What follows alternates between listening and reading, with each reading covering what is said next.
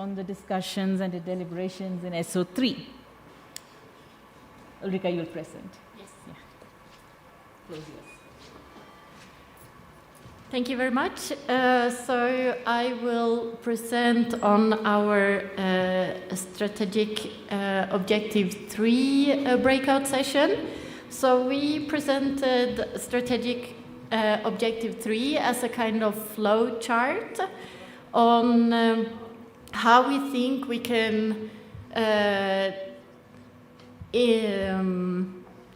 sorry, it's moving around. How we can think of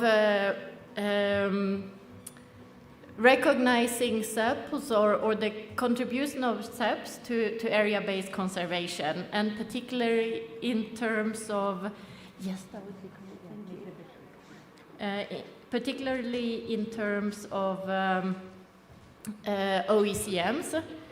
So if we could move maybe to the top left corner. Yes, so this is the kind of flow process with some example actions that were discussed. So if we move down in our Miro board, we had a lot of great examples or case studies from the Andes with community conserved areas, from Italy with lagunas, with the OECM recognition movement in Japan, with a lot of different actors working together, like private companies, local government, NGOs, and farming associations. We can move down a little bit more. In Mexico, we have a very interesting example of areas of voluntary that are voluntarily dedicated to conservation, that also can be recognized as OECMs. And indigenous Bunun Nan tribe working, this is from Taiwan. Here was very interesting with that trust-building relationships between indigenous communities and NGOs and other actors. So maybe moving up, so in terms of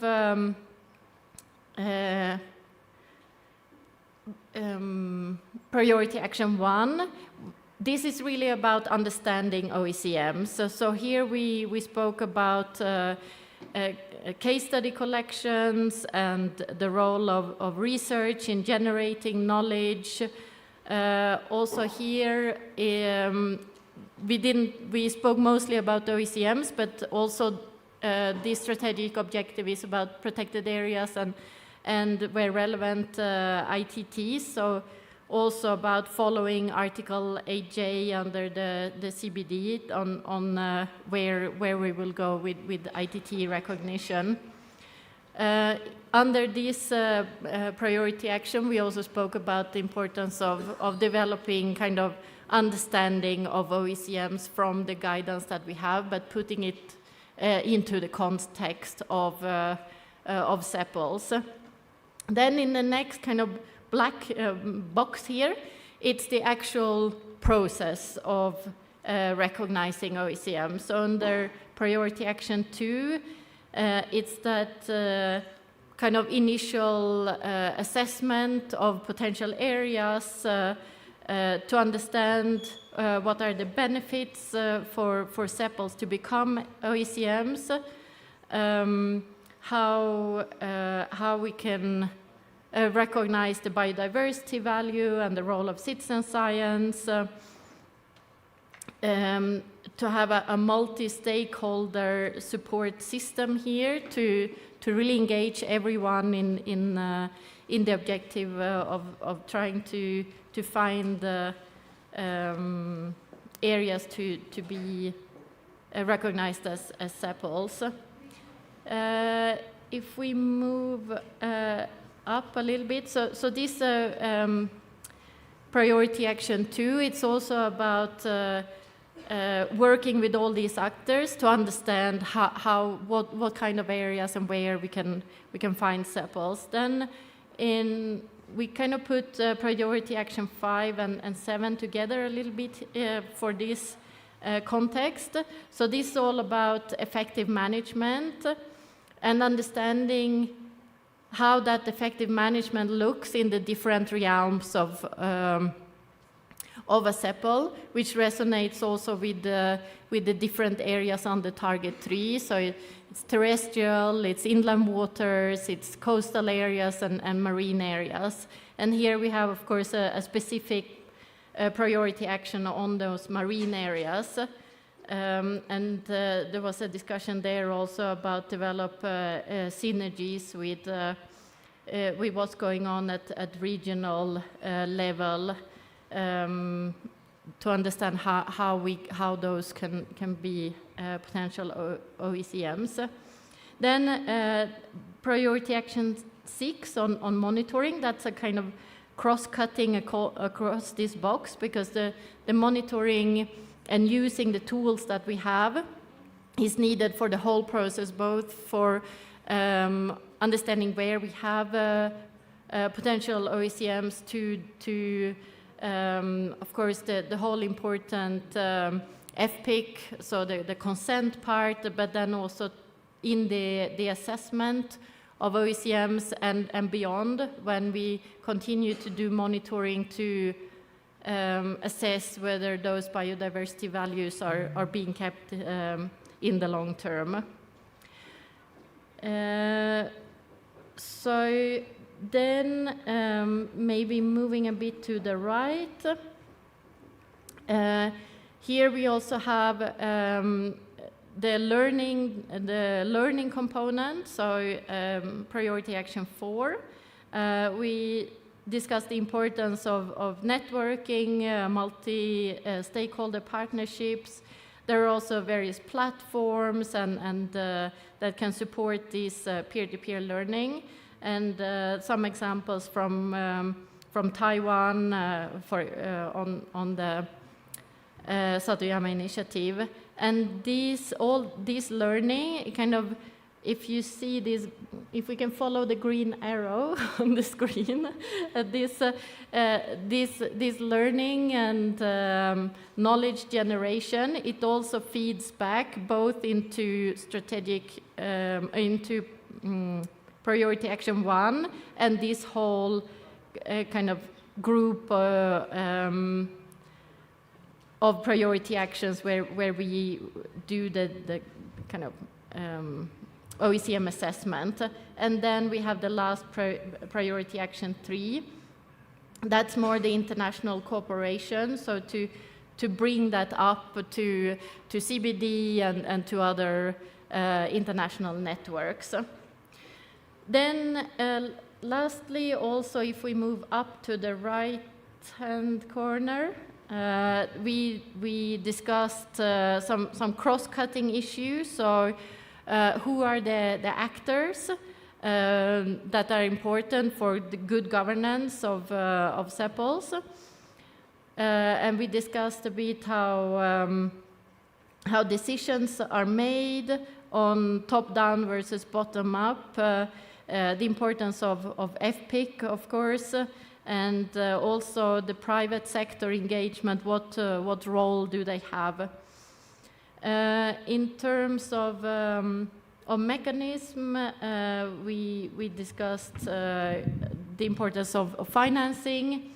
There are some things that links to other strategic objectives, like labeling, for example, and when it comes to ecological connectivity, we discussed a bit about the link between strategic objective 4 and 3 on how restored areas could also then contribute to OECMs.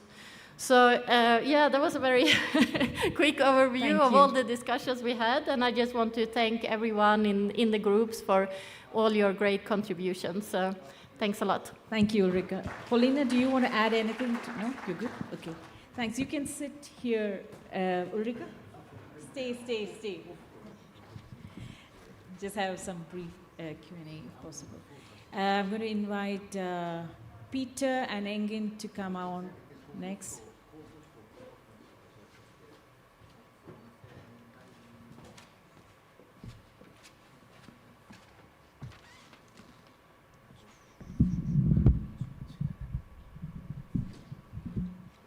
that okay? Yep.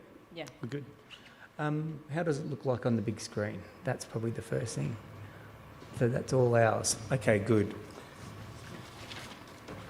So I guess, thank you for coming up. I just want to start by, thanks to everybody. There were some great breakout groups, and it really showed the depth and the breadth of membership that we have at Ipsi. And thank you to the online participants for putting up with some of our technical difficulties, but I hope they got something out of it, and we'll be able to share this with everybody who is online. So there's really 6 priority areas that we looked at, which are in the SO4 report. So scaling network is the first one. So from we always hear global to local, but it's about how to connect between those various scales. Research in promoting, oh, is that me? No? Good. Research to promote some of our work that we're all doing around restoration, ecological restoration, peer-to-peer knowledge transfer, collaboration through publications, and support for on-ground works. And then the last one is around communications, education, and I think one thing that came out for me today was around public awareness and how to communicate that. So I'm just going to briefly touch on some of the examples that we went through, but I think I might be more general in my in my synopsis from facilitating the sessions, particularly with that. Go on, is that all right? Yeah. No, I didn't touch that. So just take it from me, it's going to be okay. So one of the things was that we have a really diverse group. So we have, what came out was there was a number of working groups that needed to be formed, but they needed to involve people from different levels of the Ipsi membership. So we have international representatives providing really good policy framework, transfer to different nations for different countries who may or may not have the capacity to be able to influence policy. But there are some countries like Japan, for example, that has a great case study. A great case study that other countries can use. So that's one thing at an international, national scale. Right through to case studies at a local scale and how to communicate that. So we often are unable to communicate what is a value proposition for a community around livelihood, social values, rather than just our ecological restoration that we may or may not be directed. One of the bigger issues that came out at the beginning, which I thought was quite interesting, is we're talking about the next couple of years about what we actually need to do at an international level to meet our 30 by 30 requirements. And one easy way that governments and other collaborators will be able to do is to industrialise scale of restoration. Now that is not us. We're about social infrastructure, social institutions. So when we are scaling up, and we will be asked to do this either through funding or partnerships, we need to make sure that the social aspect is at the forefront of what we're trying to do. And the other part too was we had a number of case studies, and as you can see on the screen, there's a whole lot of great case studies there that are really doing fantastic jobs. But the case studies that we looked at were actually linked to the other SOs. There was OECM or OMEC representation, right through to very localised, what's the word I'm looking for? Applicable to and tangible outcomes that we can use as a case study to then apply to another similar sized SEPL. And also, as part of that, it's not just about celebrating the wins, but we also need to look at what hasn't worked and what are the barriers to actually trying to achieve things at scale. So there is a real risk if we go in saying that something works, for example, And if it's got too many barriers for a local community group to take on, it's a real risk that they will actually fail, for want of a better term, and then we will lose them in our overall network. If we go in and it doesn't work, it's very difficult to get a community back from that situation. So lastly was that I'll hand over to Engen, I think, in a second, but youth got a very big mention. So we're talking about ecological restoration, but we're also talking about sense of place. And so to get young people to be part of a community, they need to have a social structure that they can feel safe and be part of. And so there is even a link between our research institutions and being able to get those young people involved in on-ground restoration rather than just research. And we had some really good examples of that happening. And I think that is a key ingredient for getting young people involved. Thank you, Peter. Can you scroll up a bit? Yes, great. So I'm just going to provide you a very simplified overview of the discussions. We have actually pages of notes that we need to work afterwards and reflect them as a final output of this conference regarding the strategic objective for ecosystem restoration. Let me start with the yellow boxes, which are about discussions on what are the main issues that we need to tackle. Can you scroll to the left, to the yellow boxes? I need to see the yellow boxes, all of them. A bit more, okay.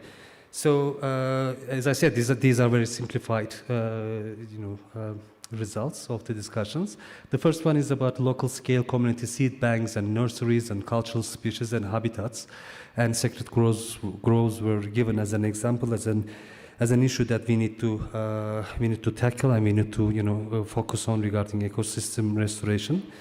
And principles of restoration that can be taken up for policy discussions was another topic that we addressed, and ecological restoration in sepals, focusing on native vegetation species plus economic returns. And here the discussions were about linking the socio-ecological objectives, so the livelihoods of the communities, but also the ecological objectives, and so that we can have a landscape approach regarding, and a Satoyama approach regarding the ecosystem restoration.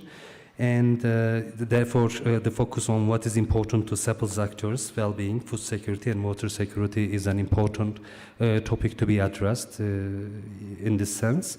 And as Peter mentioned, the engaging with the local youth was another topic, and also in addition to them, persons with disabilities and marginalized groups. And I remember somebody also offered to include women, gender, in this respect.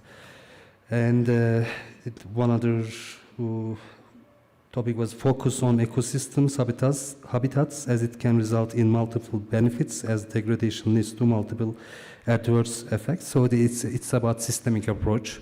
And can you scroll down a bit and zoom in a bit?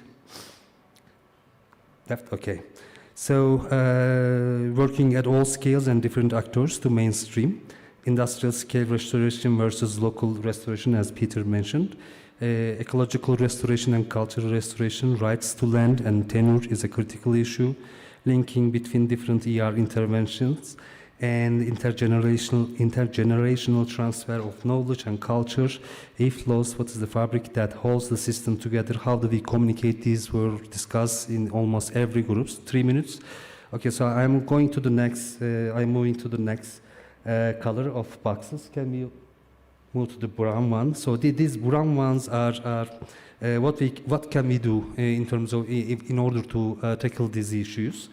case studies, developing case studies, and by the way, in our group we were very pragmatic and we were trying to identify those Ipsi members who can actively contribute or lead or co-lead the implementation of these actions. So in this regard, case studies can be coordinated by the UNDP SGP program. Thank you. And peer-to-peer learning was another priority action, and Landcare Europe stepped up for mobilizing their members and organizing webinars, but we are also expecting other members to be engaged in these peer-to-peer learning activities. And collaborative research and coordination on mountology, mountain restoration, and spirituality and cultural values, also South-South exchange with researchers. And Fausto kindly stepped up to coordinate this work. And developing a curriculum based on topics, Landcare Tasmania always stepped up and to lead this work. And I can see the rest. Can you zoom in? Yeah. And Ipsi Secretariat and members also to advocate and bring in more actors, especially governments and influencers as members. Knowledge management was also mentioned, including different knowledge and expertise to find ER solutions. So as we have very limited time, I want to go to the next steps and the commitments of the members. Can we go to the blue boxes and zoom in a bit? So, as I said before, the collaborative research was an important topic that was discussed, and the ontology, and so there is going to be a mechanism. It is the idea. The idea is to establish a mechanism on collaborative research on these topics, and there were many partners, members who were volunteered to lead, contribute to this action. And providing case studies, especially for upscaling and research on valuation of species and on educational approaches. So we are hoping to be able to work, establishing mechanisms for this. It could be working groups or committees to realize these actions. Support ongoing on the ground actions, IGES, and also UNDP SGP Comdex program is actually doing this, and they will be keep doing to provide support, not just financial but also technical support, and developing guides and similar documents on processes involved in achieving ecological restoration was another step that is identified, and sharing experiences of national certification schemes for ecological restoration, including Japan, Australia, nature repair markets, also Taiwan.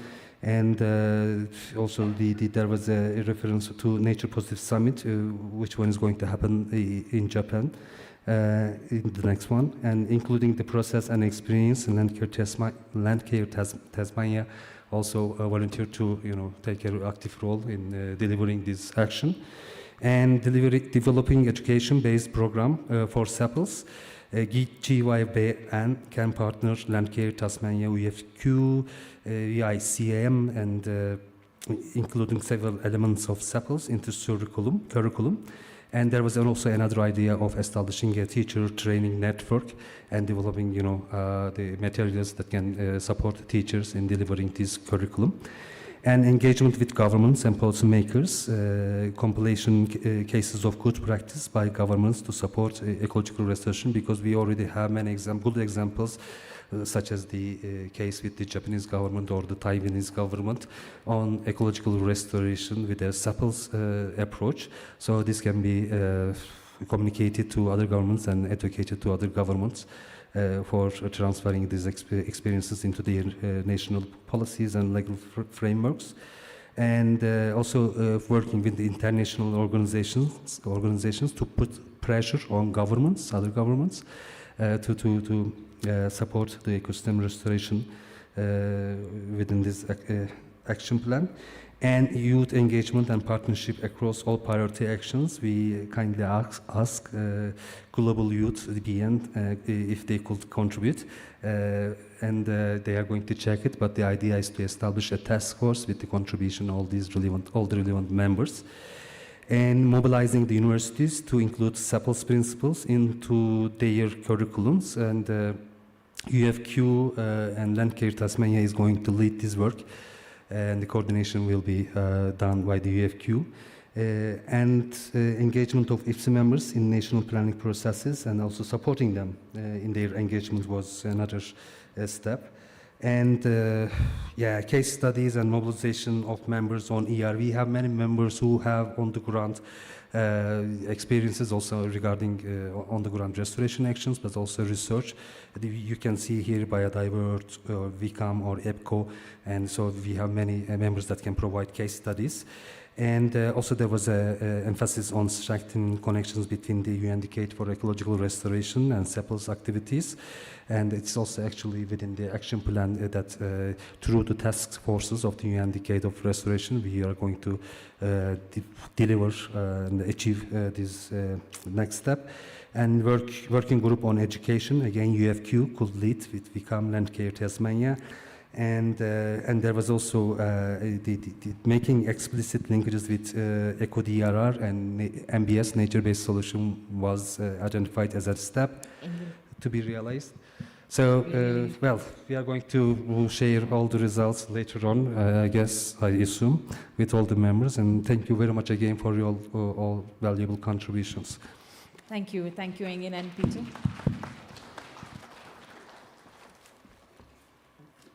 I'm now going to invite Yoji-san. You're making the presentation, so it's Yoji-san and Akiko together.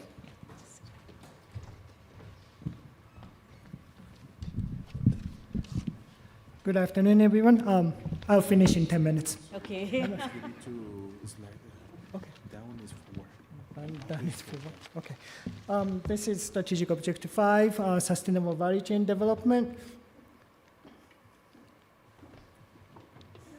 If it works.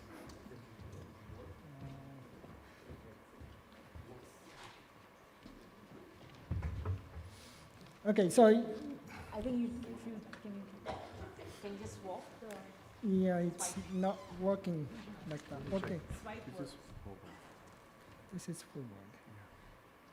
Can we go backward? Let me check it. That is count toward my 10 minutes. Okay, you've seen this in the first day. We presented this as ways to shorten the value chain or making the sustainable value chain for sepals. And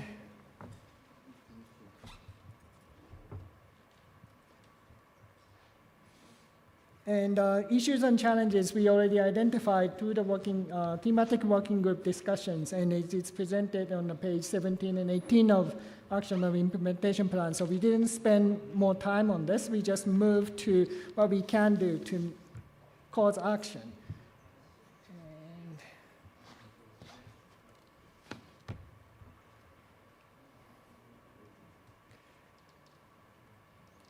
And the means to do that is to form, as a proposed, form the working groups for major themes, major topics of the strategic objective. First one is the funding access, second one is value chain shortening, and third is stock taking. And we discussed each of these in the breakout sessions.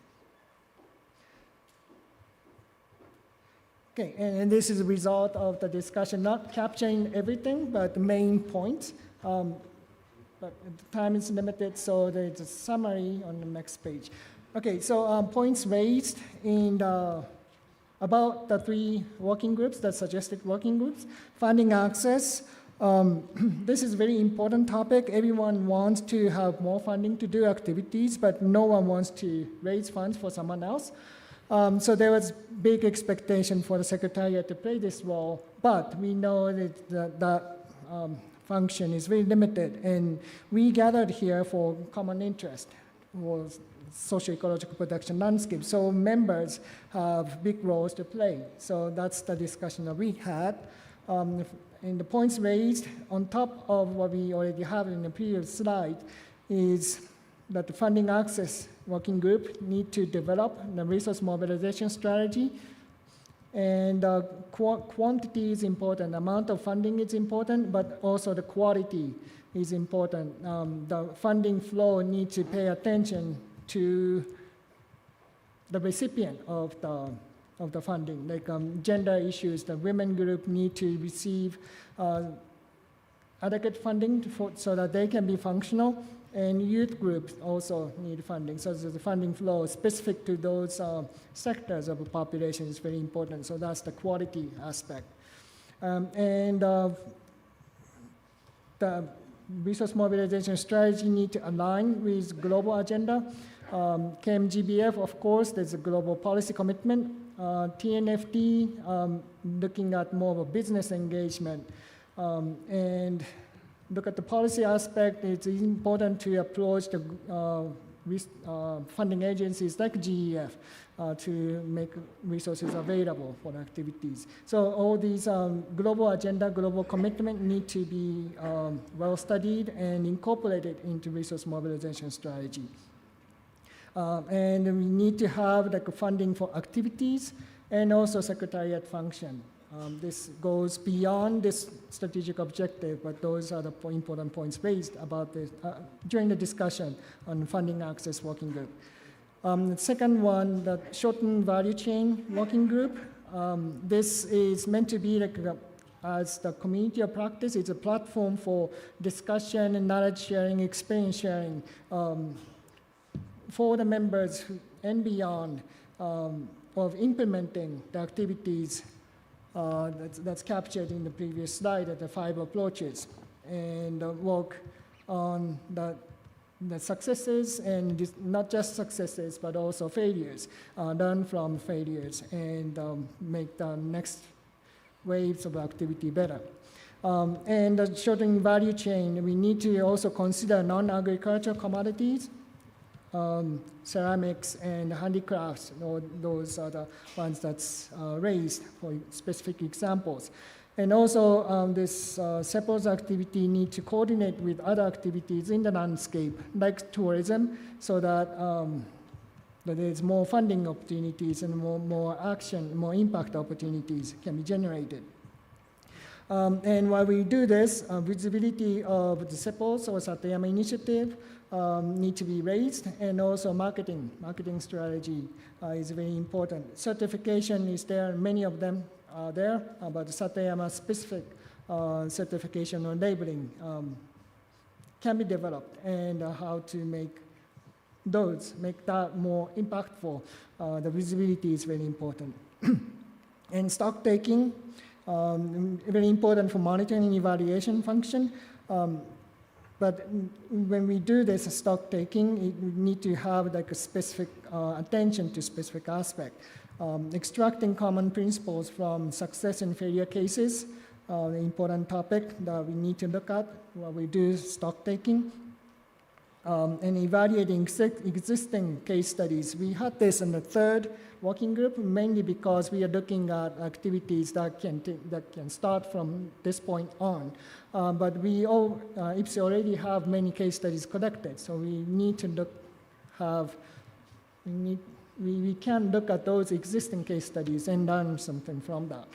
So evaluate existing case studies, the second point.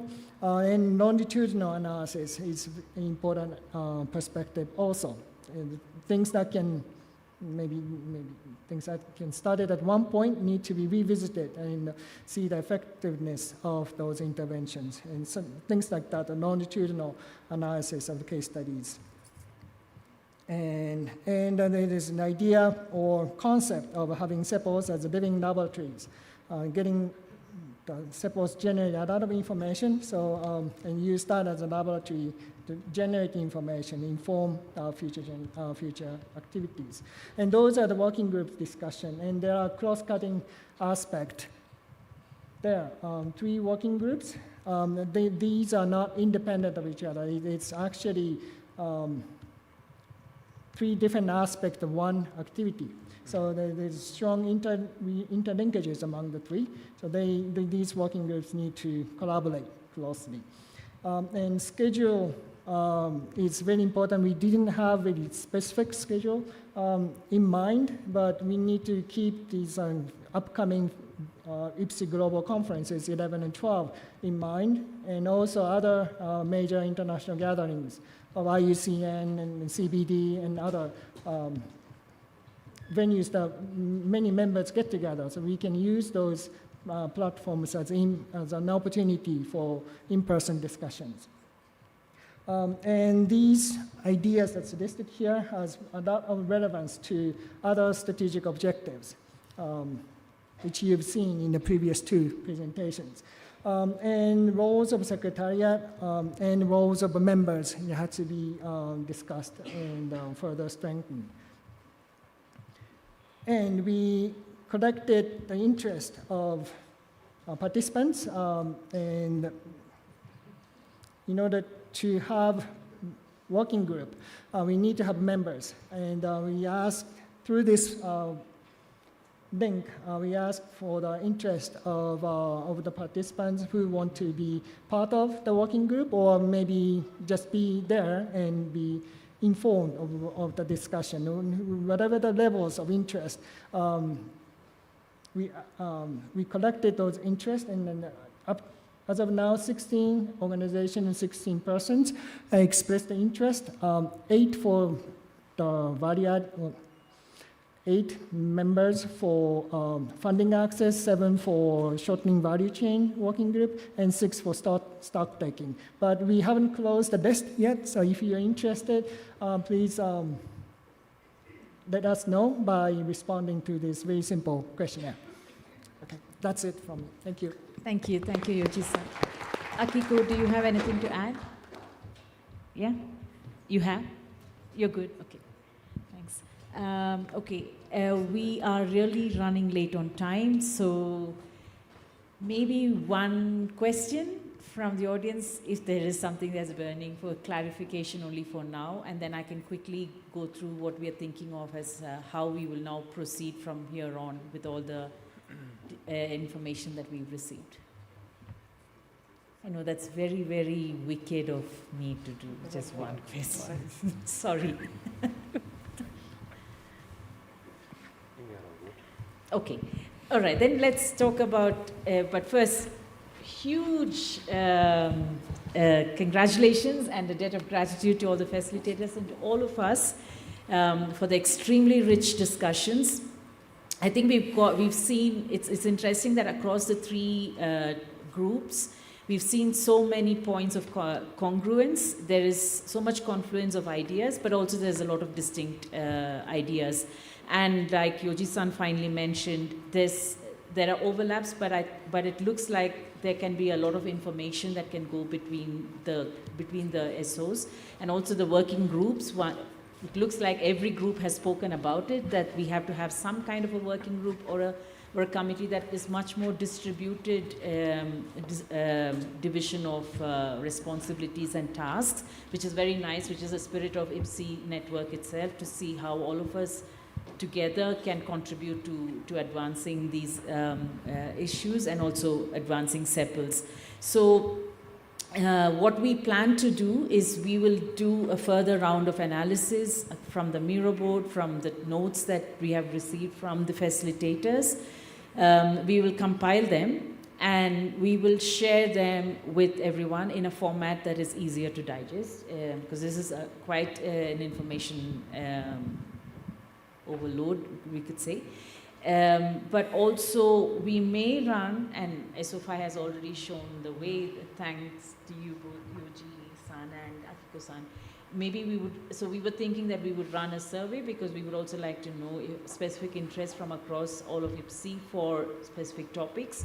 It could be cross-cutting, but if somebody would like to take the lead on certain points, it's still open, and we would do it in a much more structured way with an open call to all the Ipsi members. And all of this is going to come your way in a couple of weeks. So this is how we plan to take it forward, so that we have, in a couple of months, we will have a clear plan of how we are going to implement the AIP.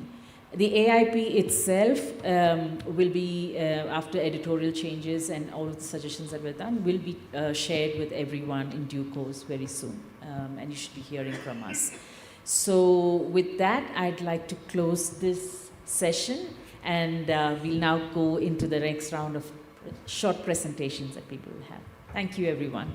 Once again, congratulations. Thanks. I would like to make a short announcement from the Secretariat due to the behind schedule, so there will be no break for now. I want to make sure that there is no coffee outside, so nothing will be wasted. Then the coffee will be served after this presentation session. So we would like to go directly to the next session, presentation session. Please, Ms. Fing.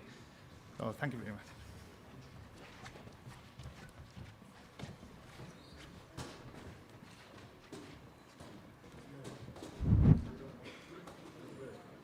Good afternoon, everyone. I think in the afternoon sessions are mainly heavy, so let us stand and stretch our hand or something. Let us make it relax and maybe. Okay, thank you.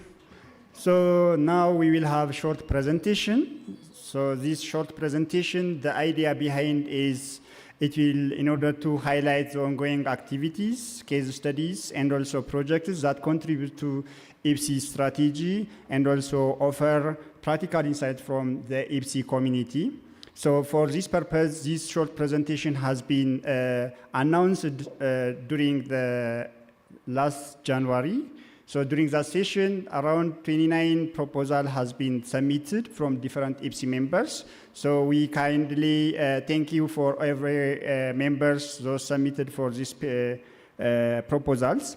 So due to the time limitations, we are planning to select 7 proposals during that time because of in order to get more proposals and also regional diversities.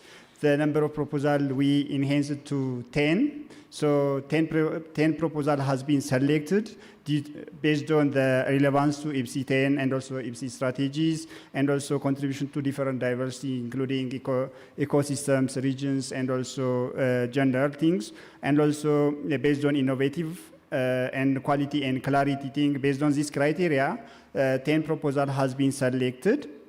Then today they will be presented. Maybe one presentation may not be, but the rest of 9 presentation will be there, and some of them are online, and one will be video, and the rest of the thing will be in-person presentation. So the presentation will be the first 4 or 5 presentation will be done, and then after that, then will be Q&A thing.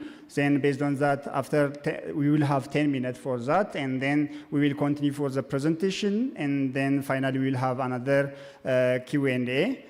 Each presenter, initially it has been planned for 7 minutes. Now it has been reduced to 5 minutes because of the time. So each presentation will have, presenter will have 5 minutes, and based on that, we will have a presentation. So once the presenter has been done, then they will sit here for any Q&A thing. So we will start for the first presentation. I am not sure Edward Mayamuye has been joined online. He has not been there. No, so the first presenter was from online. He has not been here, and we will go for the second one. The second presenter is Tomoyoki Sugano from Famio Haru Forest Foundation from Japan. So, thank you.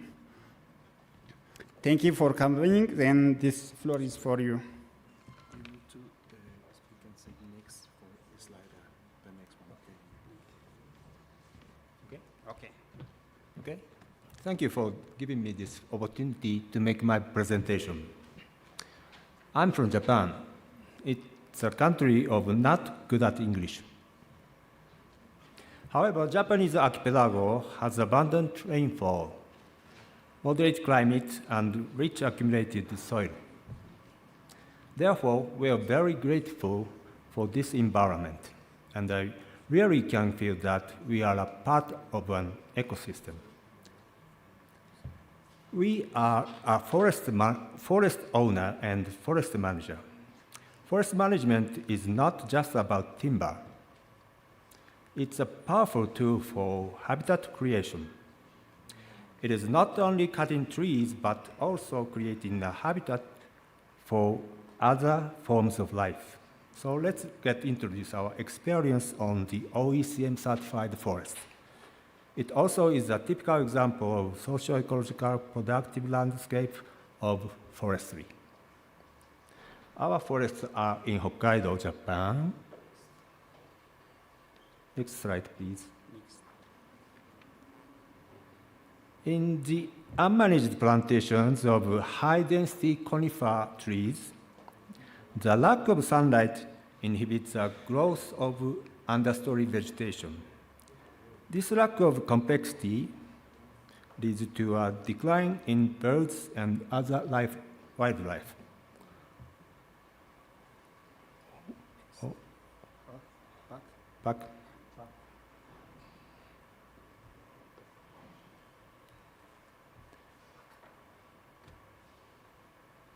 Thank you. The forest of Seika is certified OECM 265 hectares.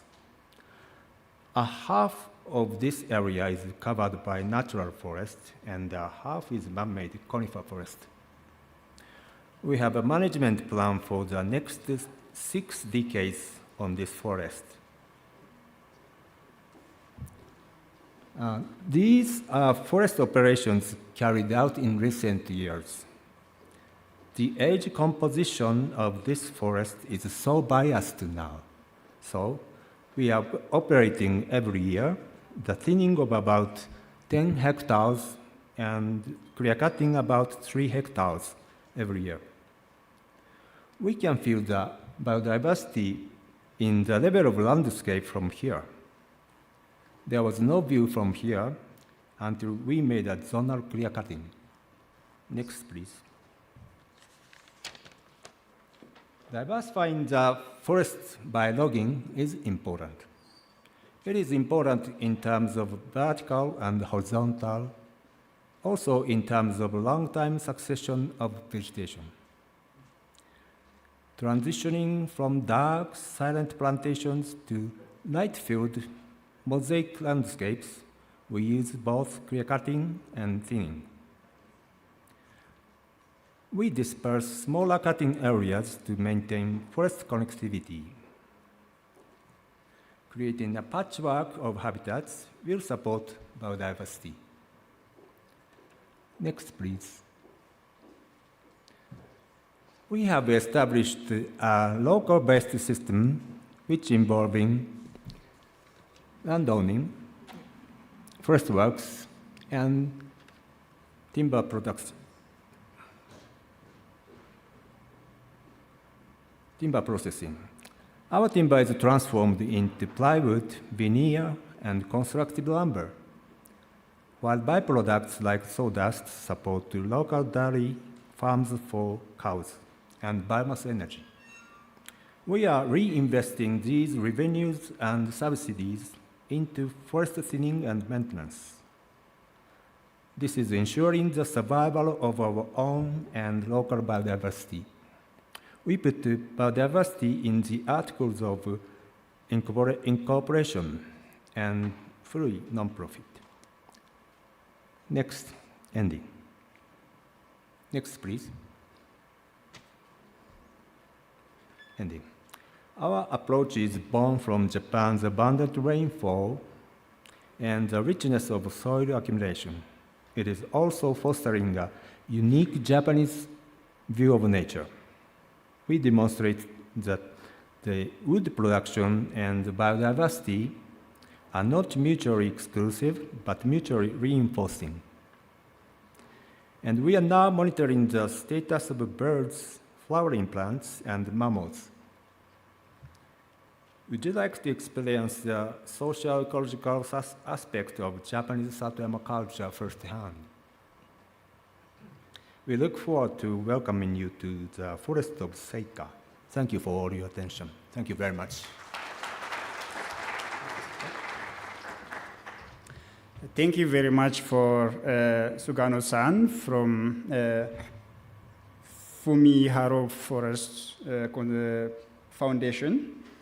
Then the next presentation will be from online. So the presentation will be delivered by Dela Grace Balakatos on the behalf of Anthony C. Sales from Hydrology for Environment, Life and Policy Davao Network from Philippines. If you are online, floor is yours. Then you can make also next for the presentation. Good afternoon, everyone. At the outset, I would like to thank the organizers and our partners for the opportunity to share the initiatives of the Help Davao Network in the Philippines. In behalf of Dr. Anthony Salas, the Corporate Secretary of the Help Davao Network, or HDN, and the Regional Director of the Department of Science and Technology in Davao, Philippines, I will briefly present how the Help Davao Network operationalized Satoyama principles at the river basin scale through multi-stakeholder governance in the Davao Region Basin. As mentioned, my name is Dela Grace Bacaltos, a member and a volunteer of HDN. Our experience demonstrates how socio-ecological production landscapes and seascapes or SEPLs can be applied in water governance, particularly in a rapidly urbanizing and climate-vulnerable river basin in Mindanao. Next, please. The Davao River Basin is a complex socio-ecological system. It supports urban centers, agriculture, industry, upland communities, and downstream coastal ecosystems. At the same time, it faces increasing pressures from climate variability, flooding, land use change, and institutional fragmentation. Rather than treating water management as a purely technical concern, HDN frames the river basin as sepals, where ecological processes and human production systems are deeply interconnected. This perspective allows us to align river basin governance with the Satoyama vision of societies living in harmony with nature, integrating watershed protection, disaster risk reduction, and water security within a single governance framework. Next, please. HDN operates as a science policy community platform where we bring academic institutions, national government agencies, local government units, civil society actors, and local communities to address water-related challenges at the basin scale. Our approach is anchored on 4 core functions. First, knowledge co-production, wherein we integrate hydrological science with indigenous and local knowledge to generate context-specific and policy-relevant evidence. Second is capacity development. We conduct training of trainers program, technical fora, and stakeholder workshops on IWRM aligned with CEPOL's principles. Third is the use of science-based decision support tools. In collaboration with iCharm Japan, we implement tools such as the online synthesis system, which support hazard identification, risk assessment, and evidence-based planning. Fourth is policy engagement. We translate research outputs into governance instruments, technical advisories, and interagency dialogue mechanisms to support decision-making at the local and regional level. Through this structure, the HDN helps reduce institutional silos and strengthen adaptive river basin governance. Next, please. Our implemented initiatives include multi-sectoral river basin governance workshops, capacity building on hazard and risk identification using the OSS, participatory research on water security and resilience, stakeholder dialogues to harmonize mandates and planning processes. Looking ahead, our 2026 Forward program further strengthens alignment with the Ipsi priorities. These include expanded training on sustainable water governance, integrating IWRM and CEPOL's approaches, the rollout and refinement of a Davao River Basin Health Scorecard as a monitoring and evaluation tool, the integration of water safety practices into basin governance, expanded collaboration with local governments, communities, and international partner, and continued implementation of the Davao Region OSS and collaboration with iCharm Japan. Together, these initiatives directly support institutional capacity development, knowledge uptake, which are the key pillars of the Ipsi strategy and plan of action. Next slide, please. From the Help Davao Network's experience, several important lessons have emerged. First, knowledge co-production strengthens legitimacy and improves the uptake of scientific evidence in policy and planning processes. Second, trust building is foundational in multi-sectoral stakeholder governance, particularly in the context with diverse mandates and competing priorities. Third, science must be translated into accessible and usable governance tools to effectively support decision makers. Finally, adaptive and flexible coordination mechanisms are essential in addressing climate risk and institutional complexity at the river basin scale. At the same time, we continue to face challenges, including fragmented mandates, competing priorities, sustaining long-term stakeholder engagement, and translating technical research into actionable policy guidance. Despite these challenges, by anchoring river basin governance in CEPOL's and Satoyama principles and strengthening institutional collaboration, the Help Davao Network demonstrates a scalable and practice-oriented model for river basin management in developing and rapidly urbanizing contexts.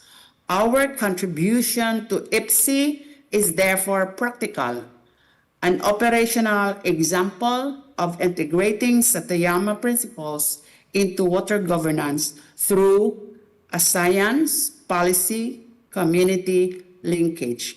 Thank you very much. Thank you for your attention.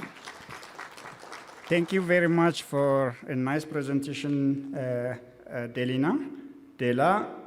It was a very nice presentation which related to CEPOL's within the river basin management activity.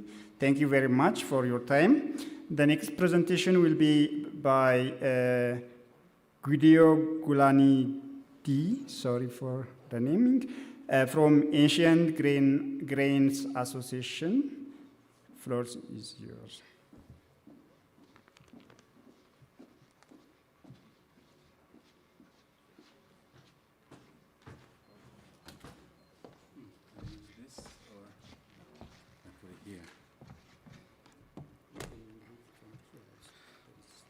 There's the screen. Yeah, no, but I have additional stuff here. So. Yes, so hello everyone. So the presentation was supposed to be William Oloput and I, and in fact then he couldn't catch his flight because it was cancelled. And so this is an illustration of cooperation between two CEPOLs, one CEPOL in Tuscany. We can do the next slide. And which is producing bread, olive oil, and wine, basically, and another CEPOL in Uganda, where it's a CEPOL that semi-humid, dry land, and the main uses are livestock, grazing, and collection of plant products.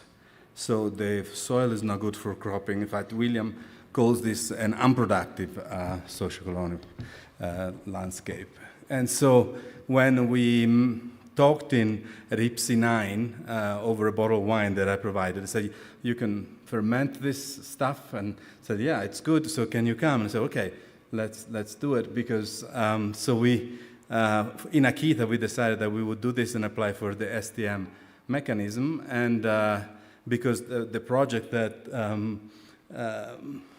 William of Natural and Livelihood wanted to do is to use wild fruits that grow wild and providing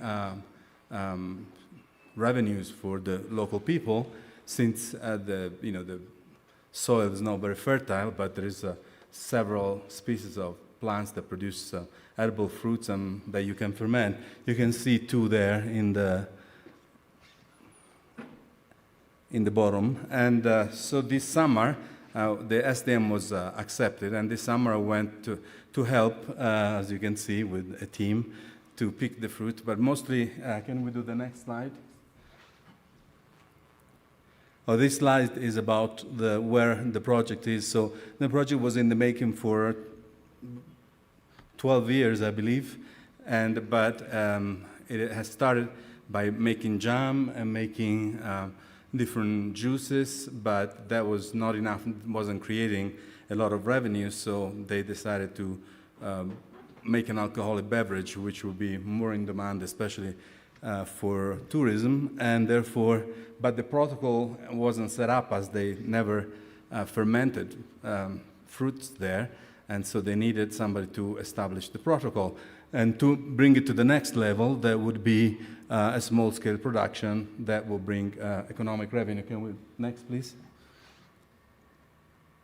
So my intervention there was mostly in creating this protocol so that the product would be sellable, let's say. And so it was just more checking, fruit sanitization and using whatever it was there available. The problem is that the place has no running water, no electricity. You cannot buy things, so it's much more difficult than, say, where we are, where we have everything available. So, but it was successful, and we were able to produce a batch of good quality wine that was, sold and tasted by local people. And so, right now, next, please. The nature and livelihood is ready to move to the next stage, which is a semi industrial production of some 1,000 bottles, they hope. And of course, there are a lot of challenges, but because you need equipment, they need more money to buy it. It's not a big investment, but they don't have it, and especially the running water. We had to bring water from Kampala, so it was particularly difficult because the logistics and availability of products to ferment and vats, and it's not there. Anyway, next, please. I'm going to conclude. The system now is in place. However, investors were not found to create, from the private sector, and so National and Livelihood decided that they might try themselves to get a grant, get the equipment, and then start selling the products. So if the project is successful, they would achieve two main things. One is provide some revenues from fruits that will go to waste, and number two, which is very important too, is people wouldn't cut the trees because they provide revenues, and therefore you would have the ecosystem would not be, let's say, ruined by this constant cutting for firewood. If the trees provide revenues, the ecosystem will benefit because the trees wouldn't be cut. So that would be an additional benefit. Thank you very much. Yeah. Thank you very much for Guido. It was about another simple version of from the African case. So thank you for again. The next presentation will be video presentation by Mangal Man Shakaya from Wildlife Watch Group from Nepal. So we will watch from the video. 10th Global Conference of International Partnership of Satoyama Initiative, Ipsi 10, in the 5th March 2026, Rio Bamba, Ecuador. I am Mangalman Shakya, Chairman of Wildlife Watch Group based in Nepal. My title of the presentation today is Kanchenjunga Conservation Area and Scarce Himalayan Landscape in Asia. Kanchenjunga Conservation Area and the Scarce Himalayan Landscape essential were developed to preserve the fragile and complex mosaic of biodiversity, achieve conservation while creating sustainable livelihood and sustaining diverse culture and tradition in the globally important Eastern Himalayan region. The importance of global change is melting the once mighty Himalayan at a rate faster than ever recorded, jeopardizing source of fresh water for billions of people in Asia. The landscape supports a remarkable array of flora and fauna with over 85 mammals species and over 440 bird species, including the charismatic snow leopard, the clouded leopard, red panda, and Tibetan wolf. The SHL covers 4 countries in Asia, and I would like to name all those countries and the areas that falls within SHL. Bhutan, Phambawing Low Wildlife Sanctuary, Manim Wildlife Sanctuary, Sencha Wildlife Sanctuary, Mahadan Wildlife Sanctuary, Singalila Sanctuary, and Verse Rhododendron Sanctuary, and Kyongyushila Alpine Sanctuary. In China, the SHL is its linkage with one of the largest protected areas in Asia, the Chomolungma Nature Conservation in Tibet Autonomous Region of China in the north. And in India, Kanchenjunga Conservation National Park and Singalinga National Park, Nuya Valley National Park, and in Nepal, Langtang National Park, Sagarmatha National Park, which is Mount Everest National Park, Makalu Barun National Park, Kanchenjunga Conservation Area, and Tinjure Milke Jaljala Complex. Thank you. Thank you, Mangal Man from the Wildlife Watch Group. Now the first session has been completed, so we will go for Q&A. So I will leave the floor to have, if you have any questions or comments from the different presenters. I think there is also online presenter, so you can give any question or anything to the presenters. Okay. Wait for my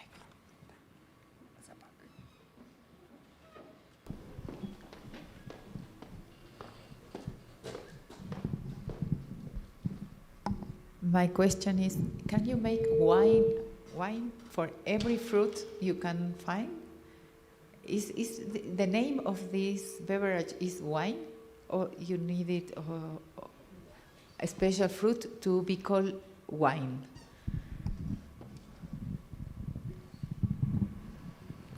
Can you? Okay. So we depend on the legislation of the country. So in Italy, you wouldn't be able to make wine from berries like that. It wouldn't be possible. But in Uganda, you can. The legislation is very, weak. So you can, also the health hazard in HACCP. There's not much legislation, so you can make anything you want and call it wine.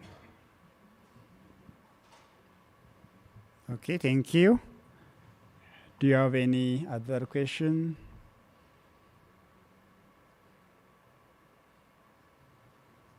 Okay, there.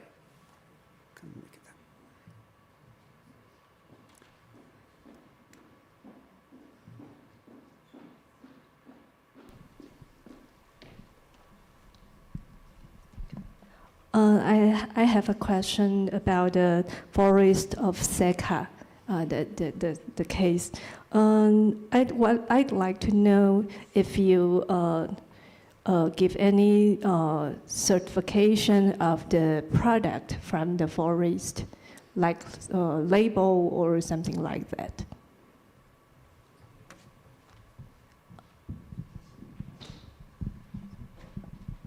About label? Yeah, label or certification system from of the product from that forest. If there is any labels or something like brand. Yeah.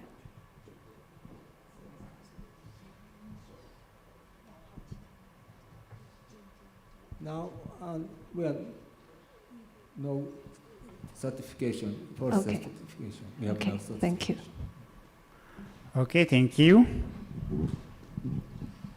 Is there any more? So this will be the last. Okay, thank you very much for your time and also for your nice presentations.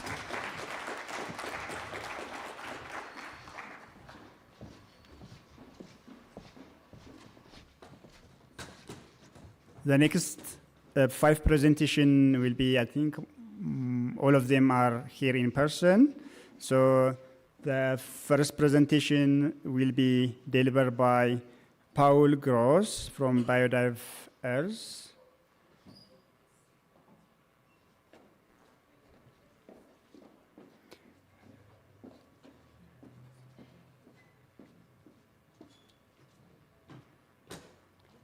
Thank you for coming, Dr. Paul. Floor is yours. Thank you so much. Buenas tardes. Good afternoon, everyone. It's a pleasure to be here. I would like to thank first the organizer for inviting me to present and the opportunity to explain a little bit what Biodiverse is. It is one of the newest members of Ipsi, as we joined just last year. I had the privilege to create this organization, co-created with somebody that some of you know because he's from Ecuador. It's Dr. Gonzalo Oviedo, who's an anthropologist and who dedicated his career to inclusive conservation and to issues of indigenous people. Next slide, please. So, Biodiverse converges a lot in its intentions and objectives with the Ipsi, and I'd just like to read very briefly our vision, which is a world where human societies and nature thrive, nurturing one another in a respectful and sustainable manner. I'm sure it resonates with you. And here's a first project that we are developing, and it's about resilience in the Alps and also beyond the Alps, because we also work with protected areas. So again, a topic very familiar to the members of Biodiversity of Ipsi. Okay, so this project is, has a three-pronged approach, I would say, about convening, understanding, and accelerating. And the convening part is about building a community of practice, and the originality is that this community of practice has very different components. Some are research sites, 5 at the moment, some are conservation initiative, and some are researchers. And the spirit of Biodiverse is to work really with all this dimension of the community of practice at all times. And having conservation initiative from the start, that is global level organization, will help us bringing the local to international dimension if it's built into the project from the start. And for the members of the sites, basically the managers of some remarkable resilient sites, the interest of being in biodiverse community is to learn from the others, of course, peer exchanges, consolidate joint knowledge and know-how, and also be helped by our organization to get into the next step towards a resilient path. We are working with a site we call resilient, and for us, resilient means sites that have maintained high level of biodiversity, but also healthy society in social and cultural terms over years, and 4 years we mean at least a decade, but preferably 20 years or 30 years. And these sites can be everywhere in the world. We started initially with the Mediterranean, Macaronesian region, and Northern Europe for a very practical reason that we're based in Switzerland and we want to have a maximum face-to-face exchanges with our membership. And those sites, besides responding to our definition of resilience I just mentioned, also have the amazing characteristic of having been monitored for economic, ecological, social, and cultural aspects over 10, 20, or 30 years. Based on these data, we are trying to understand together what are the key factors of resilience, what made those schemes successful. And we're conducting analysis, both qualitative analysis and quantitative analysis, with the data I just mentioned, with the idea of developing eventually a toolkit for resilience that I'm going to speak about in a few slides. And eventually the acceleration will come from the participation of global initiative in our community of practice. They themselves have sites, and once we have we have obtained our toolkit for resilience, then they're going to help disseminate it. Next slide, please. This is just to show you once again how we're working and in connection, but also that there are some names that you know very well within the community of practice, like the Ipsi, for example. And we have the honor of having Dr. Sunita Subramanian participating into our community of practice because beside the sites, we also have researchers that work at these very sites and generated the data we talked about, but we also have researchers who work more horizontally about resilience, and Sunita is one of the representatives of those researchers. And also in the global and regional initiative, you can see Yolda of Engin Yilmaz, who's here as well.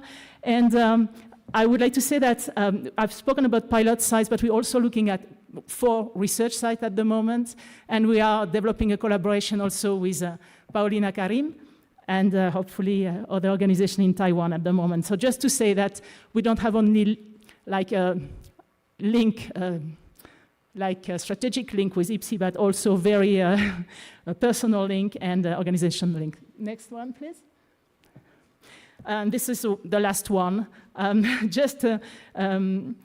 We've tried to put together the connection between some of Ipsi strategic mainline and plan of action, so you can read it, because I think I'm coming out of time now. But I'd just like to say that this is a very brief presentation, but we are looking for more sites, more pilot sites for our next phase. This phase, the current one, was finished in August of this year. For the next phase, we're looking for sites in a more global geography than the one I presented before. So please, if you know of the sites, or if you are managing one of the sites, please come to me later on today. And also looking for research sites. And the research sites would have to meet the criteria I presented before: high biodiversity, a flourishing society, and monitoring for all this ecological data, and also economic and social and cultural. So much looking forward to collaborating. Very happy to be here. Thank you very much. Thank you very much for Paul about biodiversity and also their strategy. Thank you again. And the next presentation will be delivered by Peter Stronach from Landcare Tasmania. Peter, floor is yours. Hi, team. So today I'm just going to talk about who we are, Landcare Tasmania. And basically, we're a not-for-profit, but we're a peak body that is constitutionally bound by all of our members, who are mainly community groups. So can I have the first slide, please? So I want to explore a little bit about the importance of the next slide. Here it is. So we sit in the middle. So we are this relatively new or unrecognised scale of mesoscale. So we interact with the national and international organisations, but we sit in state in the middle, and then we support our local groups on the ground directly through social infrastructure. Next slide, please. So Landcare Tasmania has a network of 280 groups and about 8,500 members, And as I've explained, we're a conduit to government, but we're also a conduit to other NGOs and a lot of donors that are looking to invest, but they want to invest at scale. So they don't want to deal with individual groups, and because there's a high risk in dealing with groups that don't have a good enough governance or finance structure. So these groups are enabled to be stewards of their local land. It creates a sense of local social resilience, but also it creates and strengthens the connection with their landscape.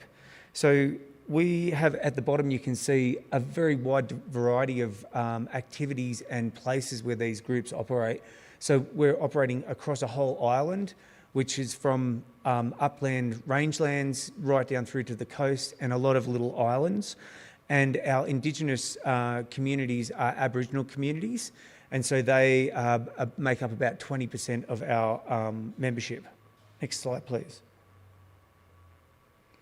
So I guess I just wanted to highlight some issues that some of our community groups face.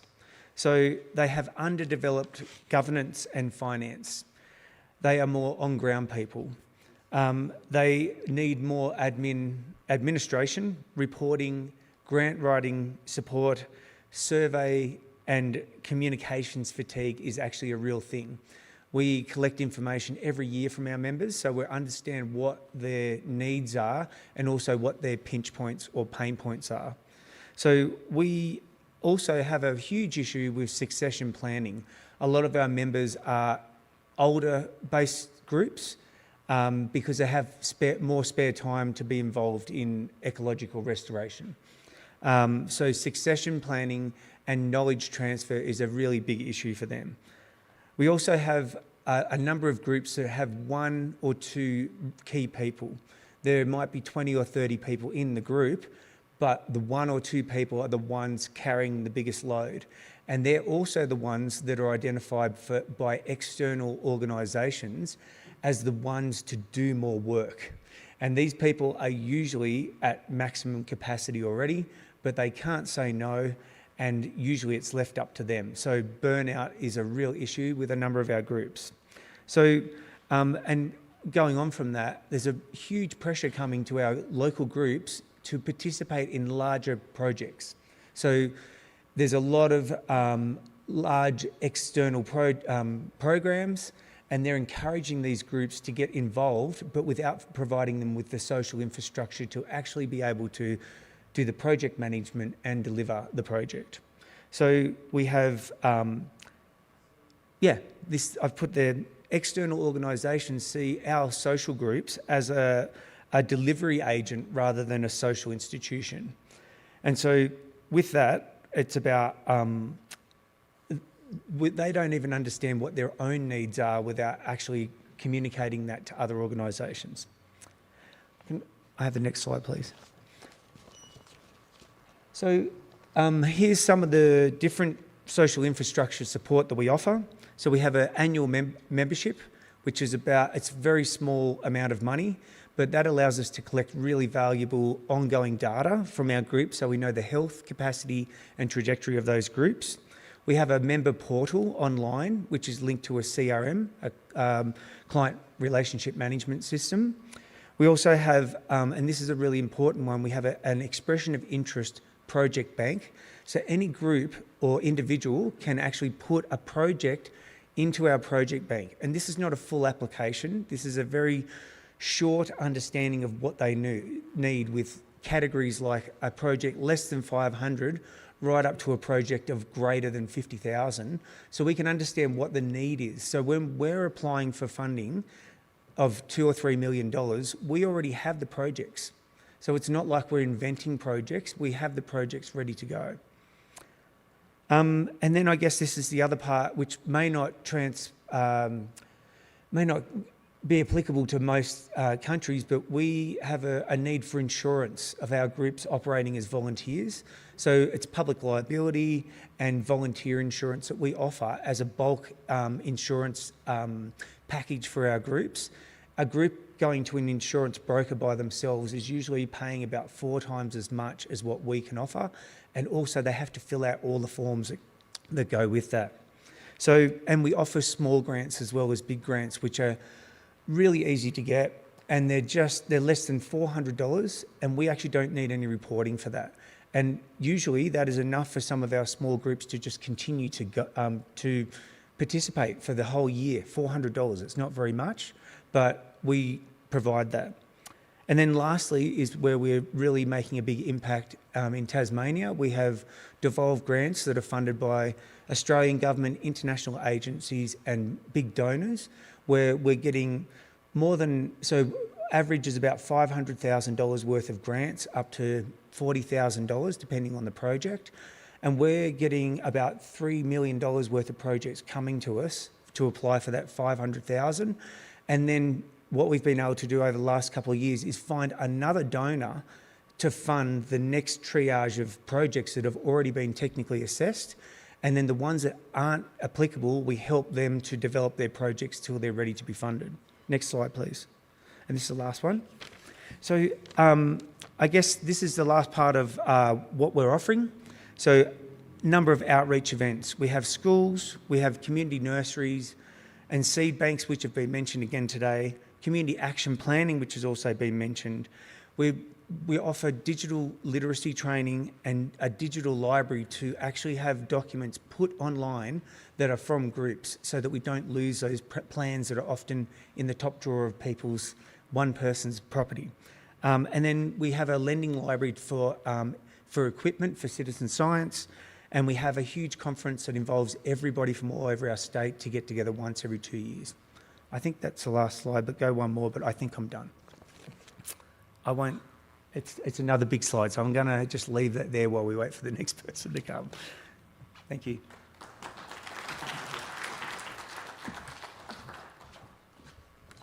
Thank you, Peter, for a nice presentation about Landcare Tasmania activities and also different networking and also local groups activity. The next presentation will be delivered by Diana G. Lope Alzina from Platform for Agro-Biodiversity Research, the Rafaela Foundation. Thank you for coming, and the floor is yours. Thank you. Good afternoon. If we haven't had the pleasure to meet before, okay. I'm Diana, and today I'm representing the platform of Agro-Biodiversity Research. PAR is a multi-stakeholder partnership. We are devoted for knowledge sharing about agro-biodiversity conservation, and moreover, about the sustainable use through production, and largely focus on agro-biodiversity, intra-specific diversity, and not only of crops, but also about animals and aquatic species. And I should say that PAR has been for long collaborated with Satoyama, maybe more than 10 years. First, when we were hosted by the Alliance Biodiversity SIAD, and now we are hosted by the Rafaela Foundation, which is registered in the United States, but we are partners from all across the world. Yeah. And actually, one of the collaborations that PAR has done with Satoyama has been the toolkit for the indicators for resilience that was published maybe 2014 or 2015. Yeah, and today I am quickly presenting our current main tool or product, which we link it to SELPs in that it is very useful to assess for project management. Because we have been talking a lot about these case studies, but which tools do we count in? And this is a digital tool that I will be explaining a little bit more. Yeah, so it is basically, it consists of an app, a web portal. It's free, it's in several languages, and it doesn't require internet to be working on. And what makes special data is basically what I said before about the interspecific diversity, about how important it is for sustainable food systems. And I think the best example I can give is all the interspecific diversity we have been eating for the last 3 days. Like, oh, what kind of tomato is this? Or with what kind of squash is this? Okay, and next, please. Okay, data is basically, we got a tablet, and the collector of information, the facilitator, works directly, takes the information. It also contains some pre-loaded information from the experience on the in-situ farm, in-situ conservation on-farm projects that we have been running through several countries through the Alliance Biodiversity SEAT.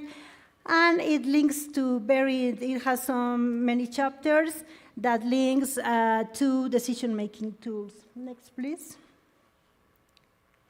Yeah, and this is like a heuristic framework that the team has developed, like the set of questions and on assessing biodiversity. I won't go very detailed on that. We also have a video running out there, and we had a small poster. Next, please. So how data is important, or how it links with the SALPs? First, because it helps to assess the presence and distribution of agrobiodiversity, the access and use patterns of local diversity, how is it being used? As I said before, it's not only about crops, it's also about livestock, breeds, and aquatic farming types. Very important is how it registers traditional and local knowledge and farming practices. And in this way, the tool can be useful to strengthen the SALPs approach that we are working on. Evidencing landscape planning, I think I'm run out of time, and resilient indicators, model indicators, and all the rest. Please, next. I'm finishing. Okay. And this is our team. This has been our sponsors, and thank you very much. Oh, yes. Thank you, Diana, for a nice presentation about, especially for the ATR tools for assessment, and also about the Rafaela Foundation and those activities. Now we are almost done half of the, almost more than half of, and then we will remain 2 presentations. The next presentation will be delivered by Alice Hasu from Sijun Organic Agriculture Foundation from Taiwan. Come on.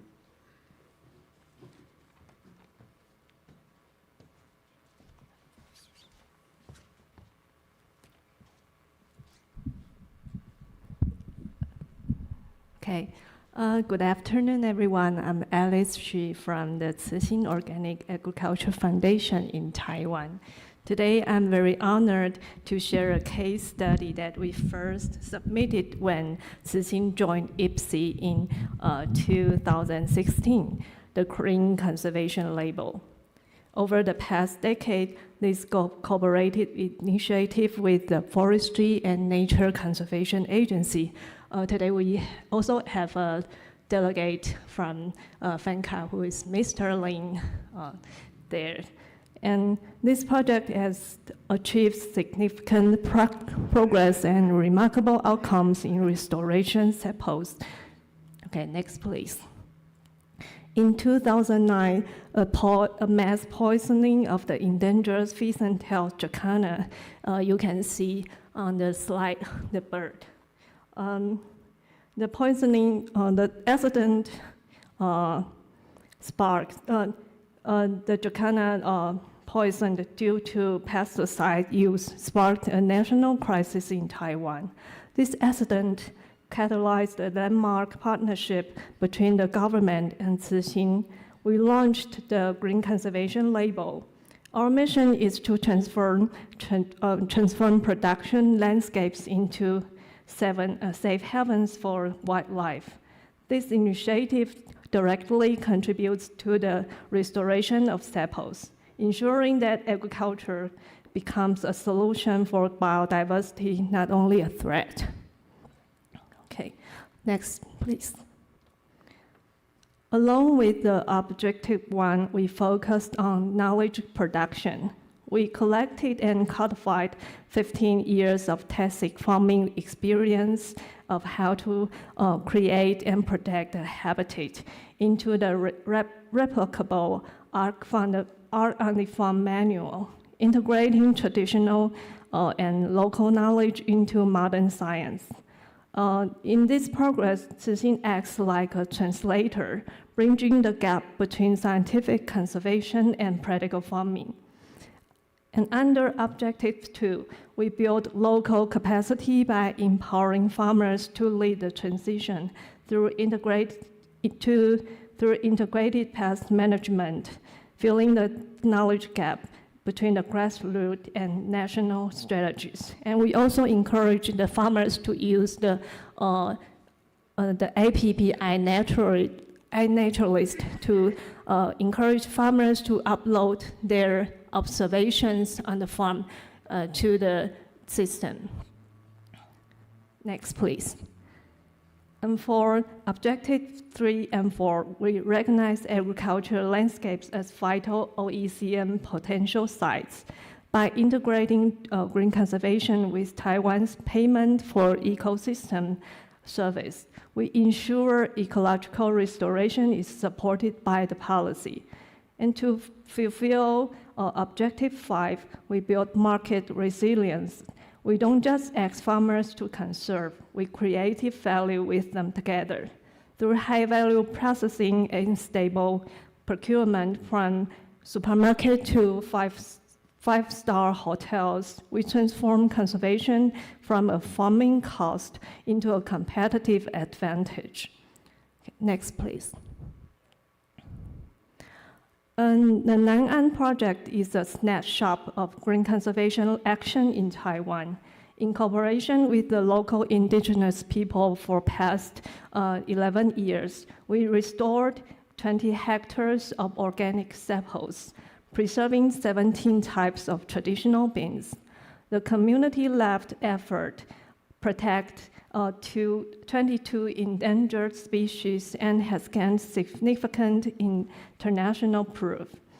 This project received funding from the Satoyama Development Mechanism in 2023 and was featured in the SITR Volume 10 last year. And also the upcoming CBD's Local Biodiversity Outlook 3. Nan'an proves that cultural heritage and biodiversity can thrive together. Next, please. Okay. Today, green conservation label has expanded to over 1,000 hectares, benefiting 46 conservation species and the jacana population at the origin site of the green conservation label has grown tenfold, from 300 to 3,000 birds. Our journey shows that by bridging knowledge, policy, and markets, we can scale sepals restoration globally. We offer this framework to the Ipsi community today and help to turn conservation into a sustainable economy for all. Thank you.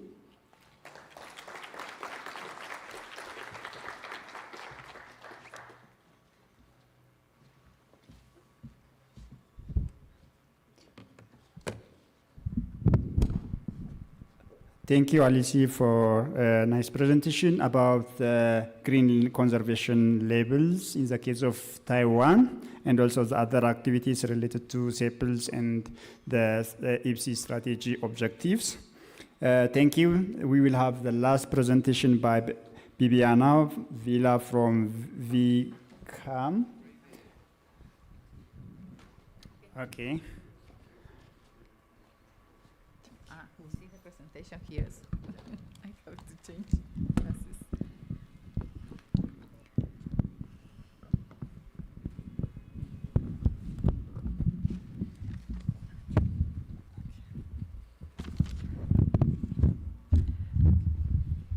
Okay, thank you very much, and thank you for inviting me to be here. I'm quite happy. And this is the results of the Satoyama Development Mechanism 2023, enhancing knowledge and awareness of camelids with the Andean communities in the International Year of Camelids. Next, please. This is the resolution of the United Nations, and there you can see that it includes all the species of camelids, the Bactrian camel, the dromedary, the llama de alpaca, the vicuña, and the guanaco. Yes. Vamos a ir rápido. This is the place where we work. It's in northwest Argentina, in the border with Bolivia, mainly in two towns, Barrancas and Santa Catalina. Next. And the Puna Altiplano SELP is a socio-ecological productive landscape with pastoralist livelihoods. It's very high altitude and it is inhabited by indigenous communities, living with endemic biodiversity, and the main nature contribution to people was herding llamas and sheep, and all that also lives with wild vicuñas that has an important value of the fiber. Next. So the overall aim was valuing camelids for sustainability, and this is the poster that was created by the community in their own way of doing things with these lots of colors and joy. Next, please. And those are some of the institutions we work with: the school, the communities, the radio, the ceramic workshop, and also the music with Sicuris, the music band. Next, please. And this is one of the things, we did a lot of things, and the first objective was knowledge co-production, celebrating the International Year of Camelids with the community. So we start with a bonding ceremony that is typical from the Andean areas, and we have activities with exhibition of local dishes with llama meat, art, school activities, several school activities, and also the Askayama Fair, in which I am one of the chairs. Next. No, we're going to go rápido. So the objective 2 was the capacity development part of the project, and this was very interesting because we work with vicuñas fiber that is very fine, very difficult to work for the women.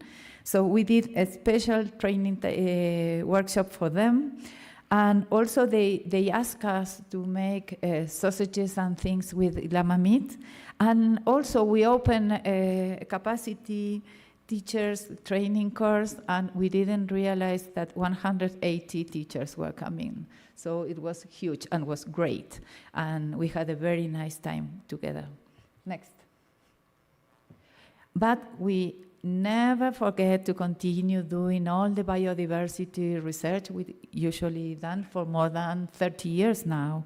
The biodiversity surveys and the management plans for sustainability include plants and fauna and llamas and all the biodiversity of the area. Next. So one of the most beautiful results of this project that still are very fun for us is the construction of a mural that they did it in the entrance of the town. And all the people work there. They start with the ceramic school, who did all the figurines of the llamas. And this mural was signed by the community council, that is the first logo there. The ceramic school, BICAM, CONICET, that is the National Council, the National Research Council of Argentina, Satoyama, and Santa Catalina town. Next, please. So when we inaugurate the mural, we had catering of the llama meats chorizo that they have done the day before. So all the town have this meal for free, and was very, very nice experience. So the mural is very nice, and also they give some shadow for the dogs there. Yes, next. We also published 2 books. One for the general public, that is this one. Now for the general public in general about camelids, and so the tourists that visit the zone are the main buyers of this book. It's nice, has photographs, and another that is specifically for schools and children and for teachers to teach about, and they also include several of the concepts of IPBES, like nature contribution to people, multiple evaluation of nature, all the things in a way that everybody can understand. But we use that framework to present the information in the books. Next. This is the children's book. Next. Next, please. So, our research program aligns with the Ipsi global targets and the Cummins Montreal global biodiversity framework and the sustainable development goals. But we did a work that is very nice, and we changed the icons, you know? We changed the icons to have sense in the Puna area where we work. So this is a target 15.4, ensure conservation of mountain ecosystems, and we move for the Alps, I don't know, for perhaps Africa to the Puna, with examples of the local animals and plants. Next. So thank you very much, arigato y gracias.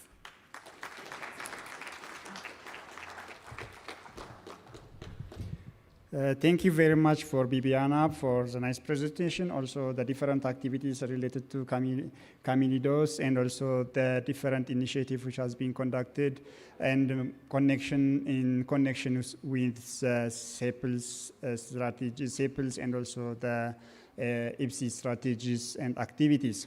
So we do have already the presentation we already completed. Then we have a presentation from Biodiver, from Landcare Tasmania, and also from Diana from Rafaela Foundations, and also from Green Conservation Label, Camidos, and there's different presentation, networking, and also case studies has been there. So if you have any questions, comments, or anything regarding to those case studies and also the activities, you can have, we will have 10 minutes, so we can complete our sessions soon.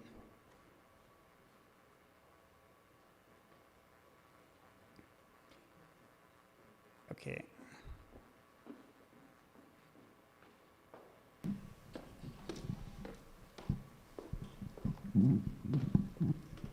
This question is for Peter.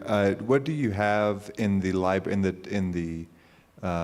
You mentioned things that you have in a library that's accessible to your members. What sort of things are in that library? Hello. Yeah, good question. I guess people probably know that Australia has a lot of bushfires. And last year we had a bushfire in Victoria that took out about 150 farms. And unfortunately those farms were the people who ran the community groups. So we lost a lot of information that was in their filing cabinets that should have been online. So basically, because we have a member portal, so only members can access the portal online, they can actually download all their files onto and it can be only the members that look at it, or they can click a button and it becomes public access information. So we're basically working to digitalise a lot of work from the last 40 years. There's a lot of plans that have been done that are actually still applicable. So it's been an interesting process. And we actually got funding from a very weird source, which is in Australia for your websites, everybody's website. It's .au at the end, the domain. So they are a not-for-profit who support organisations to become digitally literate. So that was a really good project that we were able to get funded. Thank you very much, Peter, and also the question. Is there any comment, question? Okay. Maria. Mine is a comment for all of us, actually, but based on Viviana's presentation, where she managed to work together with the local community, but also like bringing cultural aspects and art. I think in our network, we are also having very good positive experiences in working in the intersection between nature, culture, and art. And we're having very good sort of like the knowledge, the conservation knowledge gets kind of like way deeper into the community. It's more long lasting, and it gives a lot more opportunities for the community to take ownership of the work. So I thought that was brilliant, and the mural is like really, really beautiful. And I would suggest that all the Ipsi members, we can also try to incorporate more culture, nature culture, art into the activities that we're doing in local community. Thank you. Thank you very much. I think it's okay.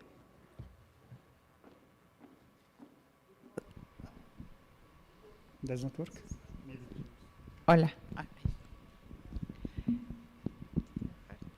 It was a near complete year working with the community, and they decide to do the mural. And you know, in the last Ipsi newsletter, I think, we in this project we have 3 papers.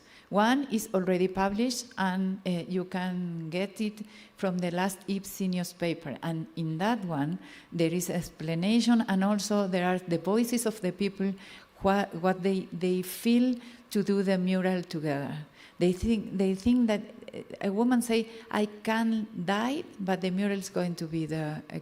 So, and it was really a very nice experience, because the children at school, they did the figurines in ceramic, because they have a ceramic school at school. So they did the llamas. But all the town were decided to make the coral here, to put the river in the other place, where we are going to put the town.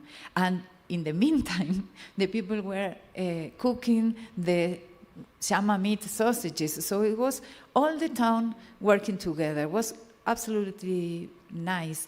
But you have the complete paper that is already published in Ethnobiology and Conservation Journal in English. So the link is in the Ipsi newsletter of February. So you can find it there.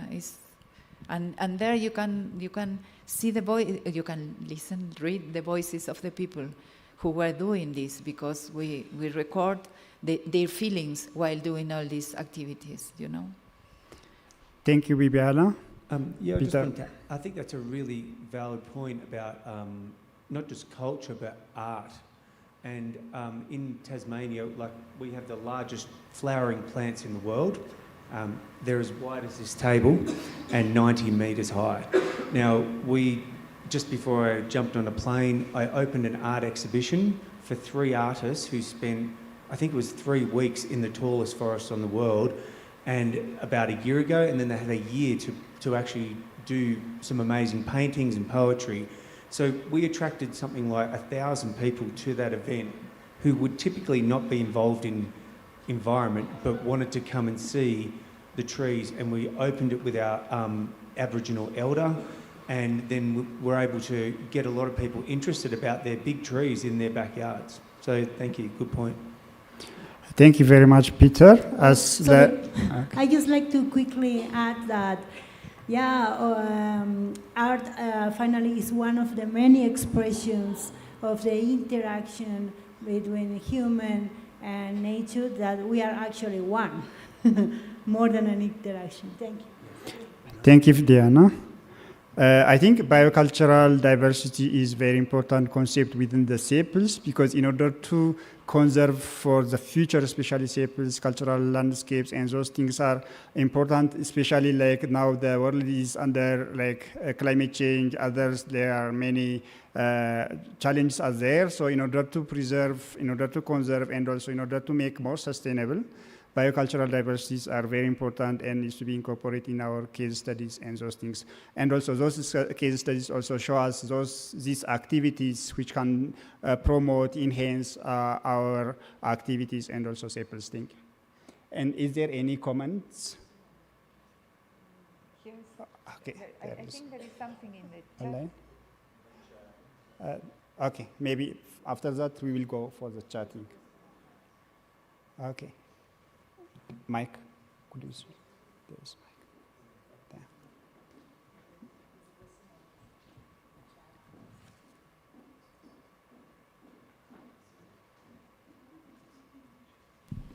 There. Okay, thanks, Eric. I just want to get more information from the LSG.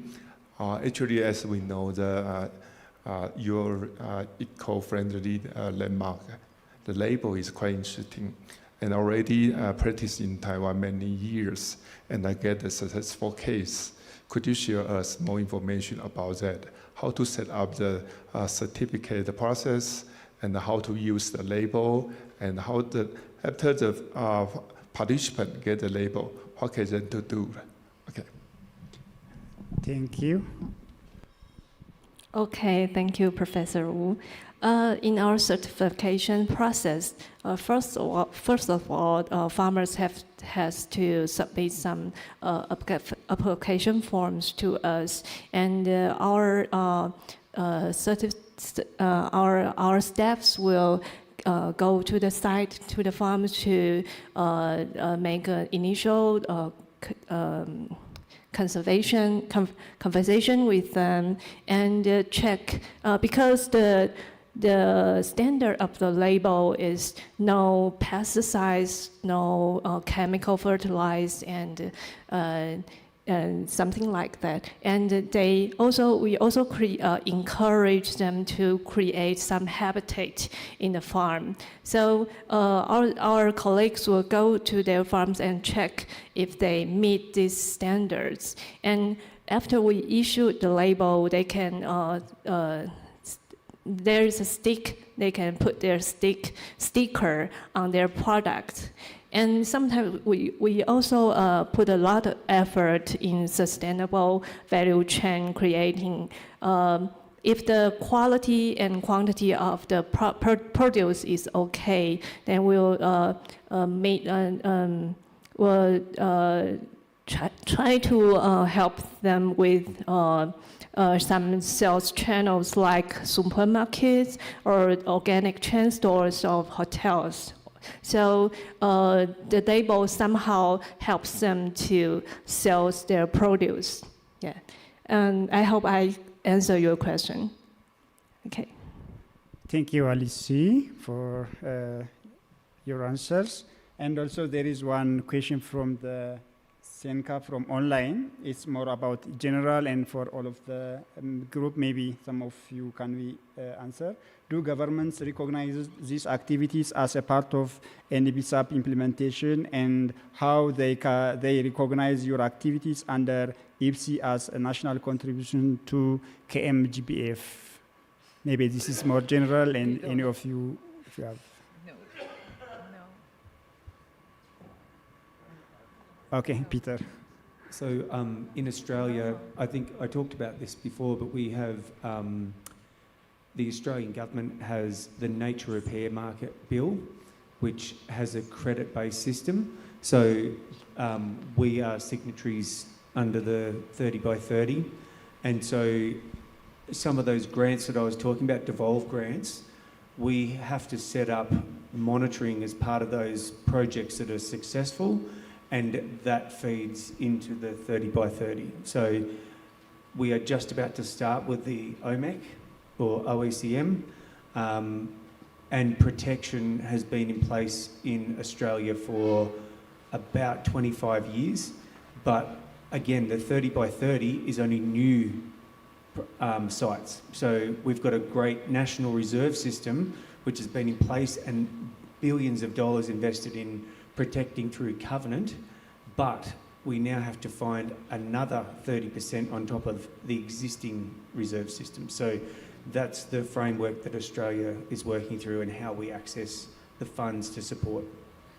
Thank you, Peter. That's an important case study. Is there any more? Okay. Just a Diana. comment that it also makes the point for visibility, because in many of our countries we just don't know very much about Ipsi or Satoyama, and I think it was clearly seen in the first day, the first presentations when you show it from the Secretariat, how is the representation across countries and continents. Thank you. Okay, thank you. Okay, Alice. In the case of green conservation label, actually we the initiative in the first beginning we cooperated with Forestry and Nature Conserve Agency in Taiwan. That is a government department, so it is under the conservation policy in Taiwan. And so now Cixin was subsidized by FENCA, by Forestry and Nature Conservancy. This project is get funding from the government, and also like I mentioned in my presentation, the Nan'an site has submitted the OECM certification to the government, because the FENCA has initiated the OECM system and the certification process under their policy, and we the Nan'an case is one of the OECM sites in Taiwan now. Also, we are not a member of UN, but the NGO and governments, the government departments also do a lot of effort on discussing how to meet the GBF. Okay. Thank you very much, Alice. Okay. In my case, it's easier because Santa Catalina belongs to a map reserve, UNESCO map reserve, Laguna Pozuelos. So it's inside there. Okay, thank you. Okay. Yes, thank you. In case of our project, it's a very recent one, so there are no direct relationship. However, looking into the future, we're projecting to use our diagnostic tool to allow and to contribute to the, how can I say, to measure the progress on resilience in the various targets of the International Convention. And for this, we are discussing already beyond the discussion we have with Ipsi, with the platform Restore that you guys may know, you people may know, with the idea of getting diagnostic tool that may apply to various sites, and being able to, as I said, follow up the progress of conservation, but also in terms of resilience. Thank you very much for all of you. I think this is an important lesson to learn, each of us, from the different projects we are doing, how we connect with NBSAP and also with another global monitoring and other activities, especially for KMGBF activities. That's good lessons for all of us to connect within this. I think we have to, the time is already completed, and today we have a lot of lessons from range from forests, from mountains, from river basins, sacred forests, and also from different tools and also pastoral activities, and those things has been mentioned within these specific case studies all over the world, almost all region it can be covered. Except Northern America. So that's good lesson we have taken, and we will hopefully implement in our projects and activities. Thank you all of you, and for your nice presentation and for your nice intervention and follow-up. Thank you for your times and also attention.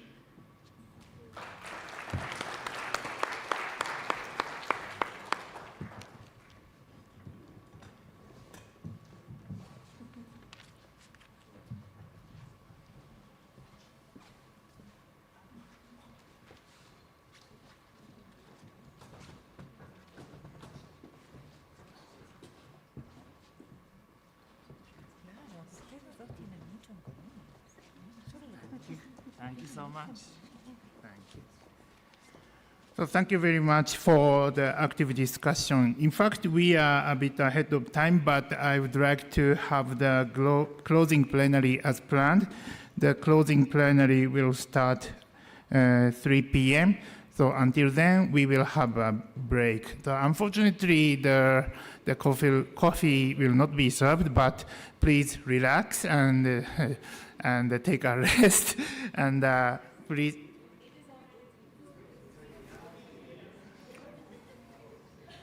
Okay. It's already 3 p.m., so we will have 20 minutes, but please relax and please come back to here 3 p.m., 3:20 sharp. Thank you.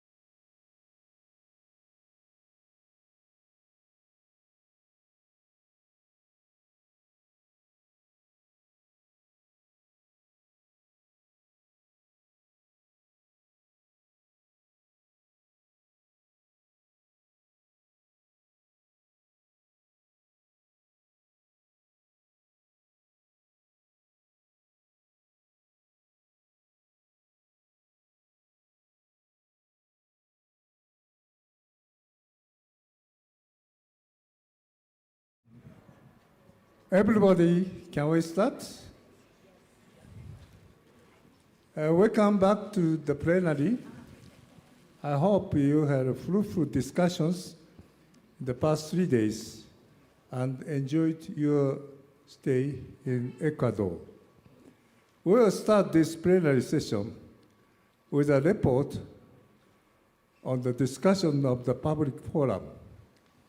I would like to give the floor to Arden Yepes, professor of the Pontifical Catholic University of Ecuador. The floor is yours.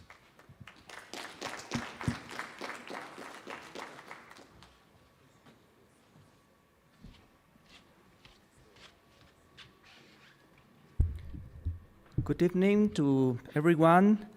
Thank you very much for this place, for giving you some ideas regarding the report for the public forum from yesterday. And I would like to introduce my speech brief, and then I try to summarize, not boring form, some of the thoughts that were flowed yesterday. I think that yesterday afternoon, shortly before entering the Chimborazo reserve, we noticed that the entrance took a little longer than expected. Some of us learned that this was apparently because there had been no prior coordination between the indigenous people who were supposed to provide a guide service and the organizers of the excursion. However, in any case, we did not need a guide for the unveiling of the plaque that was placed on the obelisk at the foot of the Chimborazo volcano. This incident didn't escalate because, by coincidence or only by coincidence and chance, the person who objected to our entry was the same person who years ago helped me with archaeological excavations at Inca archaeological sites, which Dr. Sarmiento mentioned yesterday during the unveiling of the plaque. This person allowed us access, but it reflects a much deeper human phenomenon. Human relationships are based on mutual trust and are woven together over the years. And I dare say that trust is perhaps the foundation of a transdisciplinary science. How else can academic production reach society and the territory without relationships of mutual trust? Confidence, trust, is the feeling that yesterday's public forum panelists got from the theoretical and conceptual presentation given by Dr. Sarmiento from University of Georgia and Dr. Subramanian from United Nations University, Institute of Advanced Study of Sustainability and Satoyama Initiative, who spoke respectively about ontology and biocultural heritage imperatives in theoretical coverage and regenerative development for strengthening sustainable development goals in social, ecological production landscapes and seascapes. For them, for Fausta and Sunitha, I ask for a warm round of applause, please.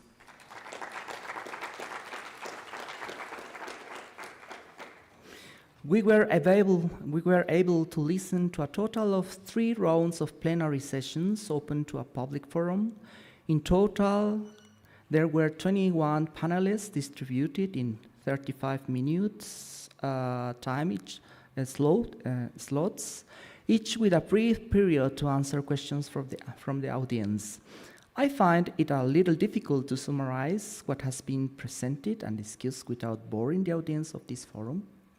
But perhaps we have achieved something important, which is to experience the cabin man syndrome or remote work in isolated areas synchronously. In my view, this was an exercise full of inter- and transdisciplinarity. Ana Maria Barea's speech, which drew a heartfelt applause from the audience, allows me to group our colleagues' speeches, perhaps in a very improvised way, into feelings, which is certainly very unusual in this type of meeting. On the one hand, there is a deep sadness about the threat posed by illegal and I would add legal mining to nature, as well as merger of the Ministry of the Environment into the Ministry of Energy and Mines in Ecuador. The undemocratic passing of the latest law approved by the National Assembly, which opens up mining in Ecuador, is bad news for a mountain society such as Ecuador's and causes us deep sadness. In this vein, Carlos Jara's presentation on the eutrophication of the Yambo Lagoon brings concern and sorrow for the degradation of the environment with limited efforts to recover its waters. Similarly, it's worrying and saddening to learn that the Chimborazo Reserve is seeking to be declared a natural heritage site. It could be a real shame and a loss for Ecuadorian society.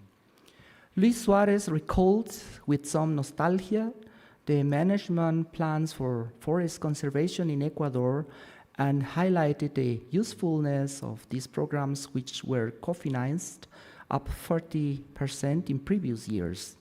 We wonder about the lack of incentives for the present in the face of a society that is consuming more and more natural resources. Thus, in his economic reflection on the usefulness of ecotourism, Chadley Hollas highlights the existential problem of the precarious living conditions of rural populations in mountain landscapes. Could ecotourism be an answer? These questions evoke the second sentiment motivated by Ana Maria Barea's intervention: hope for the implementation of sustainability programs. Jaime Lopez showed how Galapagos Islands encounter difficulties in transitioning from a socio-ecosystem to a productive socio-ecosystem of land and sea.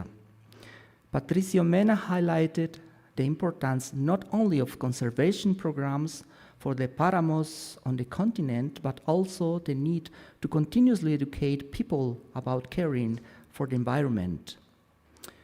Mordecai Ovi, Executive Director in Africa, shared his experience in this continent. Back to Ecuador, in the eastern corridors connecting the Llanganates with Sangay National Park, Alejandra Razo highlighted some experience of forest research and documentations to strengthen species conservations, which bring more hope. On the opposite flanks of the western mountain range, Renato Chavez demonstrated the importance of the medical plant collections that lined the ancestral Chapacñan Trail. Olmedo Cayambe, whose ancestors must have traveled the Inca Trail, gave us hope when he told us about his experience in strengthening the indigenous community. I remember from the Frozen Past 6 conference that his community abandoned large flocks of sheep because they were destroying the moors and switched to small, sustainable flocks of llamas. The multifaceted nature of Juan Manuel Carrión also evokes hope when he emphasizes that art is above all intuition that lead us to science and consciousness. Thus, Cesar Cotacachi identified the vertical cultural gradient of Imbabura mountain and its love affair to Mama Cotacachi through the clouds that travel from east to west, strengthening the ancestral spiritual of its inhabitants. A series of conservation actions in pursuit of sustainability were presented with case studies and experiments that are still ongoing. Thus, we have the valuable contribution of Jack Ramirez to make livestock farming an experience and reduce pressure on ecosystems. Sydney Ageman's reach in small towns to investigate and strengthen ecotourism, similar to that carried out by Alex Gavilanes and Cesar Castillo. If Natalie Pilamonga, of Quechua Purua origin, were here, she would perhaps say that her objectives and commitment to sustainability are like the straw of the Paramo, evoking the words of the ever-remembered Dolores Cacuango, who once said, "We are like the straw of the Paramo that is pulled up and grows back, and with the straw of the Paramo we will sow the world." But in the hopeful Andean sense of this type of straw, Professor Chen Fa Wu from National Chang Xin University and Engin Yilmaz, Executive Director, the Jornada Initiative, because they show us that with their unwavering discipline and persistent will, it's possible to put sustainability on government agendas. Last night, upon returning from the excursion to unveil the plaque, we had a feeling that we had planted a memory at the base of the Apu Chimborazo, a memory that perpetuates the cognitive legacies of ontology, and in a very particular way, this first South American meeting for the Satoyama Initiative. Thank you very much for your attention.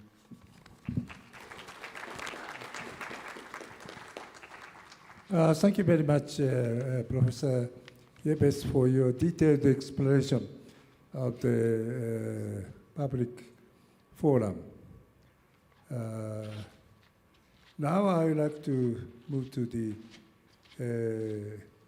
next step and the future events. Ipsi Secretariat will make a presentation on these issues, how we could move forward. Hama-san, the floor is yours.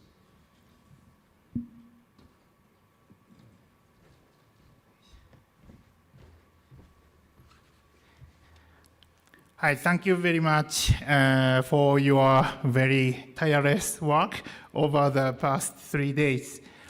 In this session, I would like to briefly explain the outlook for our activity following Ipsi 10.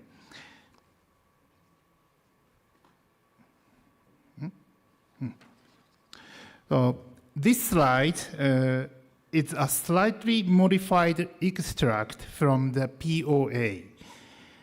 As Maurizio reported on the first day, the Ipsi Steering Committee approved the modality of future Ipsi Global Conference. The timing of future Ipsi Global Conference will be more flexible, taking into account the circumstances of potential hosts and the broader international context, including the CBD. The committee also approved Yokohama City, Japan, as the host of the 11th Ipsi Global Conference, which is planned to take place next year. In the next session, Yokohama City will introduce Ipsi 11, so please look forward to hear the presentation.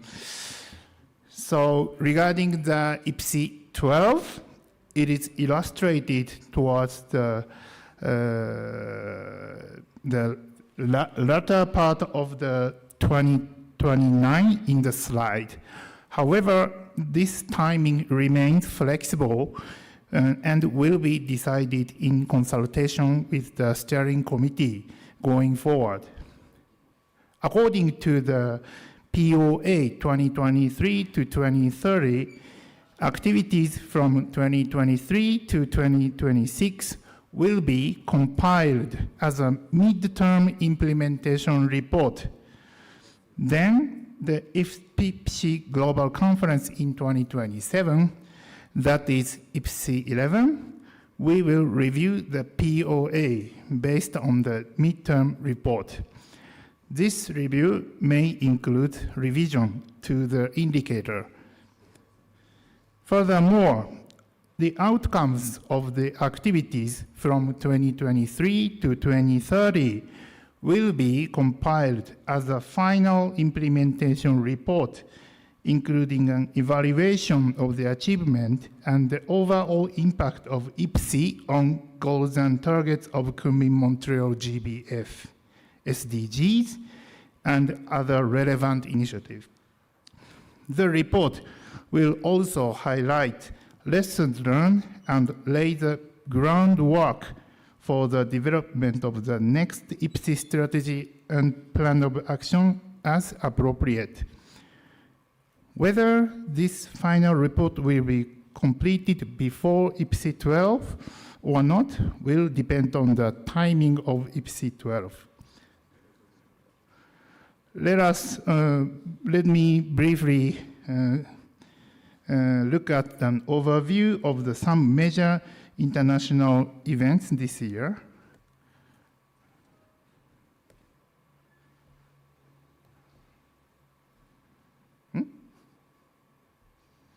Okay.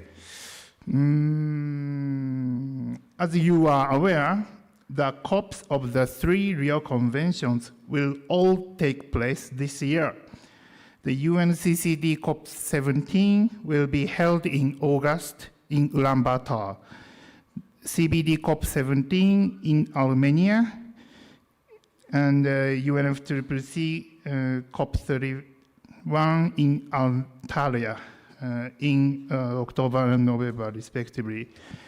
Each of these COPs will address important themes. The Ipsi Secretariat will therefore make efforts to actively share the progress of Ipsi implementation and the importance of CEPLs through organizing and participate in side events and other opportunities. In addition, as mentioned by Ms. Fumiko Nakao from the CBD Secretariat in her opening remark, it is important for Ipsi to contribute to international discussion where appropriate, including by submitting inputs from Ipsi to the relevant convention and opportunities. So if Ipsi members have opportunities to organize side events or related activities at these meetings, the Secretariat would greatly appreciate it if you could also coordinate with Ipsi Secretariat. We look forward to working together with all of you to contribute to these related international discussions. That's all my presentation. Thank you very much for your attention. Thank you very much, Mr. Hama. We'll now have a brief presentation on the city of Yokohama as a host of Ipsi 11. My understanding is that Ms. Madoka Suzuki will make a presentation. I'm right? So please start your presentation. Okay, thank you. Okay, I'm Madoka Suzuki from the city of Yokohama. Before I begin, I'd like to take this opportunity to thank you on behalf of Yokohama for selecting our city to host Ipsi 11 next year. We are deeply honored by this privilege. So today, I will introduce you to Yokohama and its green space initiatives to spark your interest in our city and inspire you to join us in person for Ipsi 11. Next, please. Okay, this is outline for today's talk. And next, please. So have any of you been to Japan? As you know, Japan is located quite far from Ecuador. In fact, we had to fly 20 to 24 hours to be here today. And Yokohama is a port city that sits on Tokyo Bay, about 30 kilometers from Japan's capital of Tokyo. And Yokohama's population of around 3.8 million residents makes it one of Japan's largest cities. And Yokohama's convenient access to Tokyo makes it a popular place to live for people who work in the capital. Next, please. Now allow me to show you a short video as an introduction to Yokohama. Can you play it?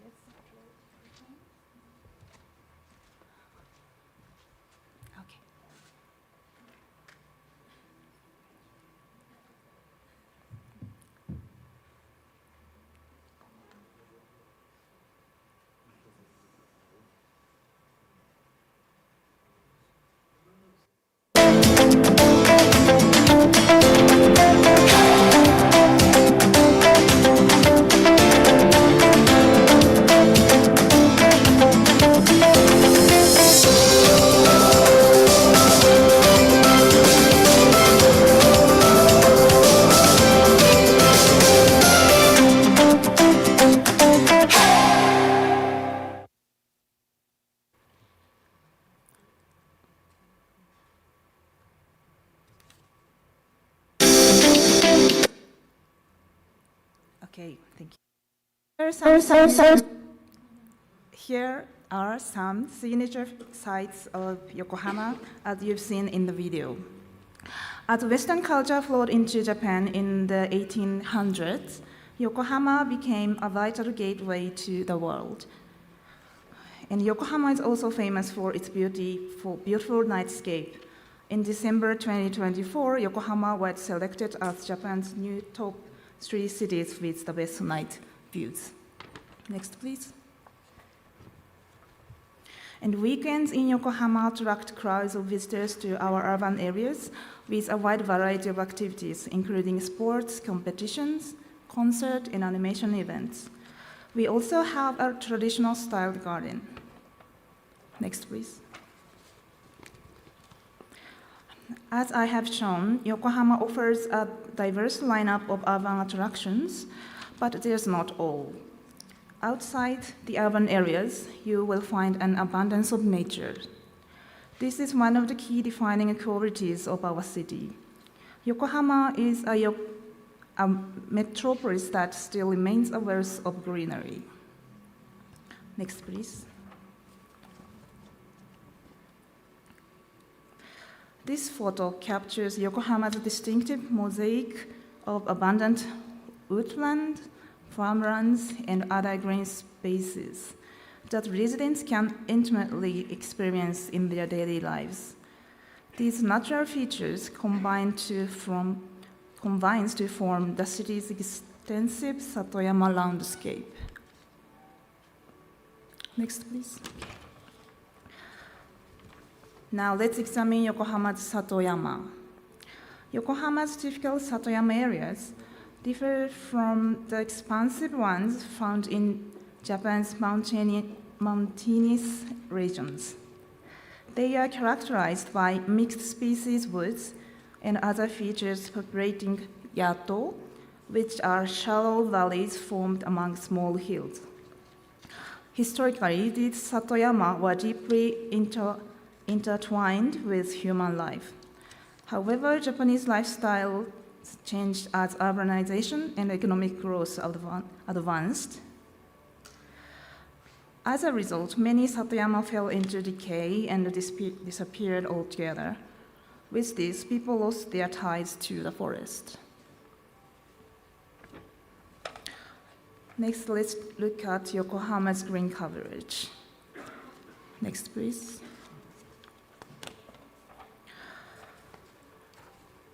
These 3 maps show how Yokohama's green coverage changed over the years.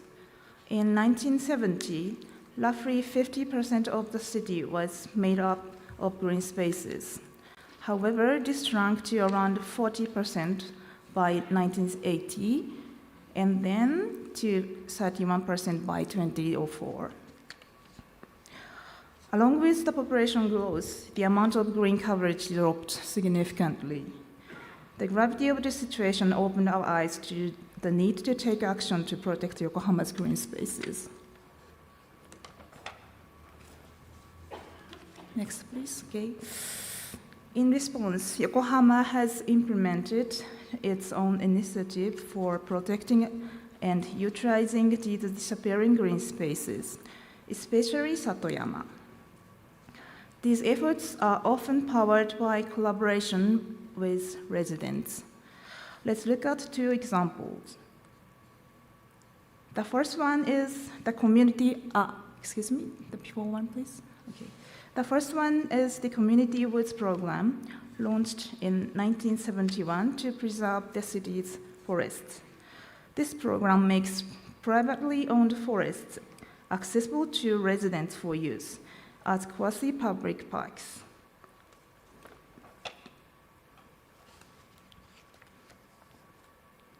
Next, please.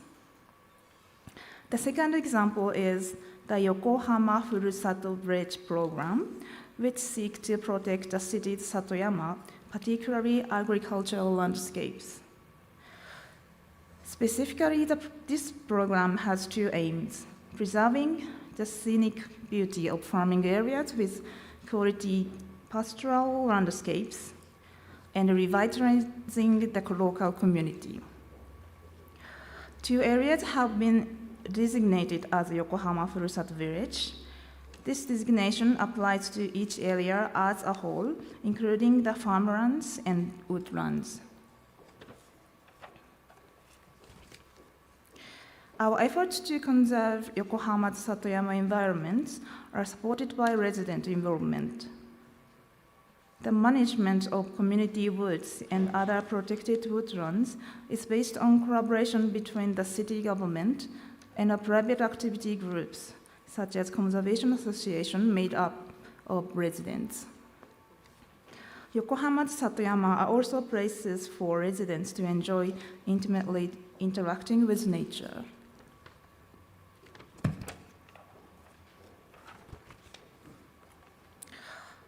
These efforts to conserve Satoyama are supported by two unique initiatives, the Yokohama Green Up Plan and the Yokohama Green Tax.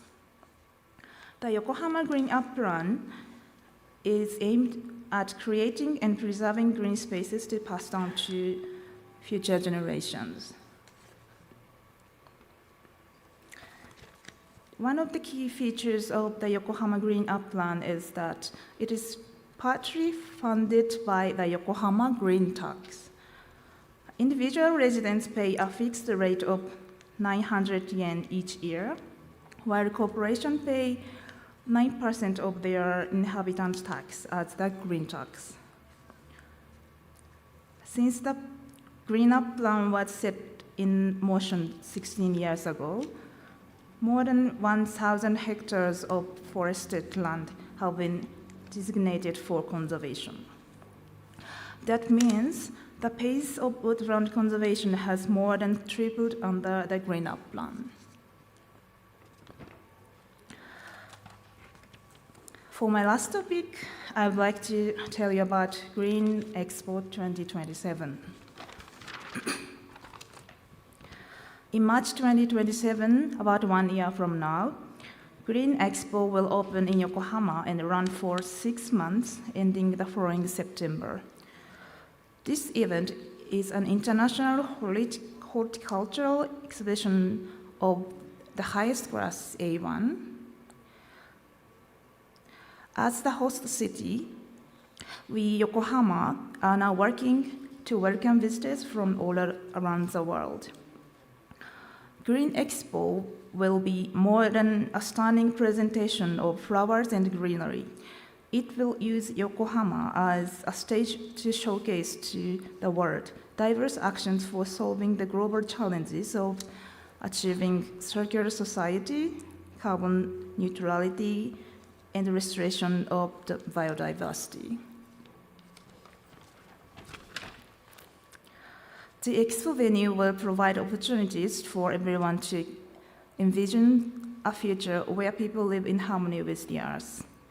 These opportunities will be presented in part through 5 zones called villages. One of them will be the Satoyama village,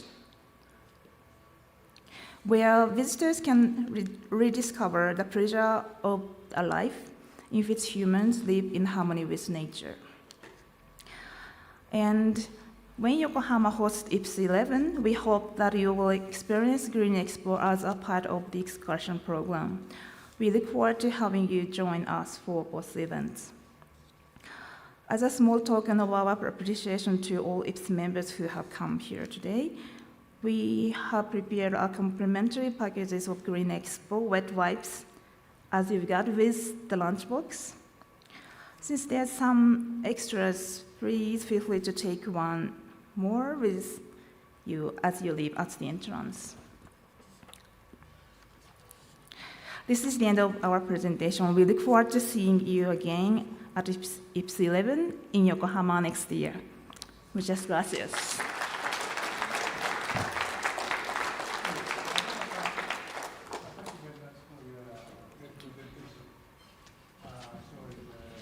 Characteristics of the Yokohama city, which is very attractive as one of the big cities in Japan, but also surrounded by the very beautiful Satoyama landscape where people can interact with the nature. I'm very much looking forward to seeing you all in Yokohama next year.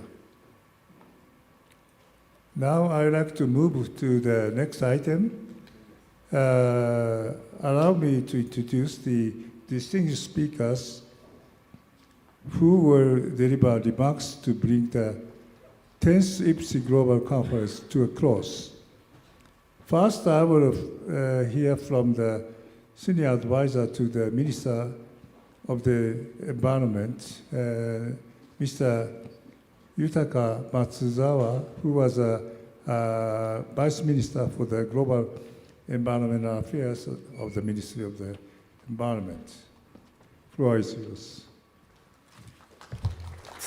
Thank you, Professor Takeuchi.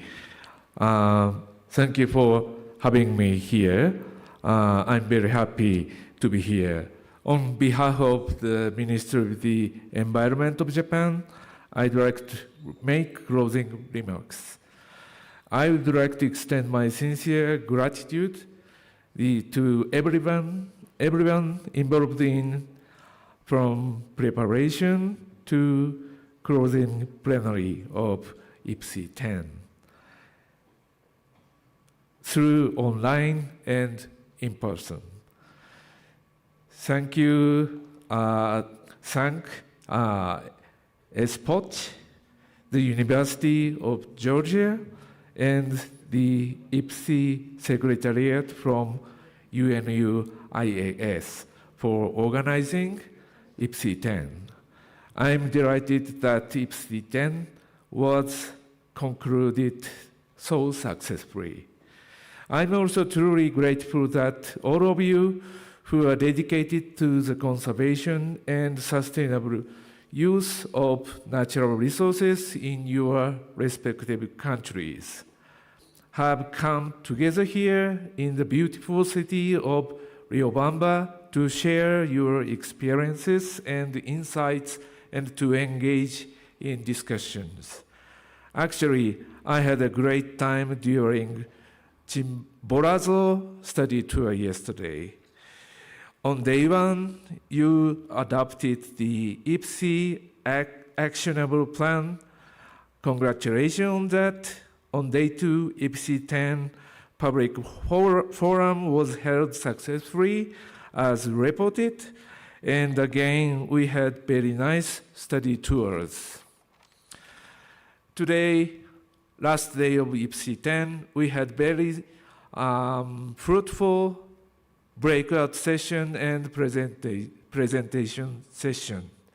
I appreciate all participants, especially facilitators of breakout session and speakers of presentation session for your great contribution. Under triple global environment crisis, obviously biodiversity loss, climate change, and pollution, Ipsi's activities are relevant with Kunming-Montreal, GBF, climate goals, other goals of multilateral environment agreement, as well as SDGs. And many countries actually maintain or have experiences in their own long-lasting, sustainable, productive landscapes and seascapes. I'm very confident that Ipsi will play important roles in tackling with triple global crisis, as well as water resource management, food security, and disaster risk management. I expect that Ipsi can be more visible through outreach activities in the relevant international areas. Finally, I wish all of you a safe journey home. We look forward to seeing you again at the 11th Global Conference of Ipsi and at the Green Expo in Yokohama, Japan in 2027. Thank you very much. Sayonara, adios for now.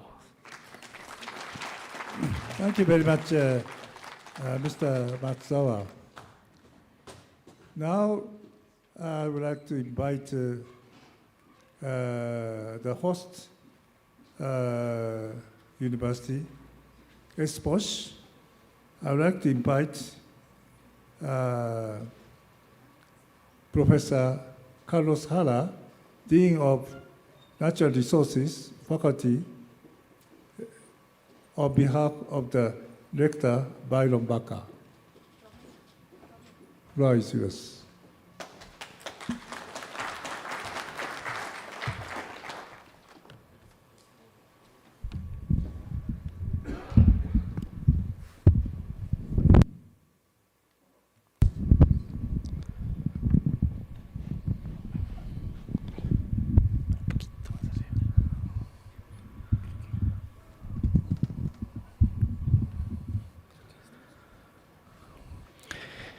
Muy buenas tardes con todos. Realmente para nosotros como Escuela Superior Politécnica de Chimborazo, como ciudad de Riobamba y realmente como Ecuador, ha sido un privilegio poder haber recibido a tan importantes huéspedes de honor.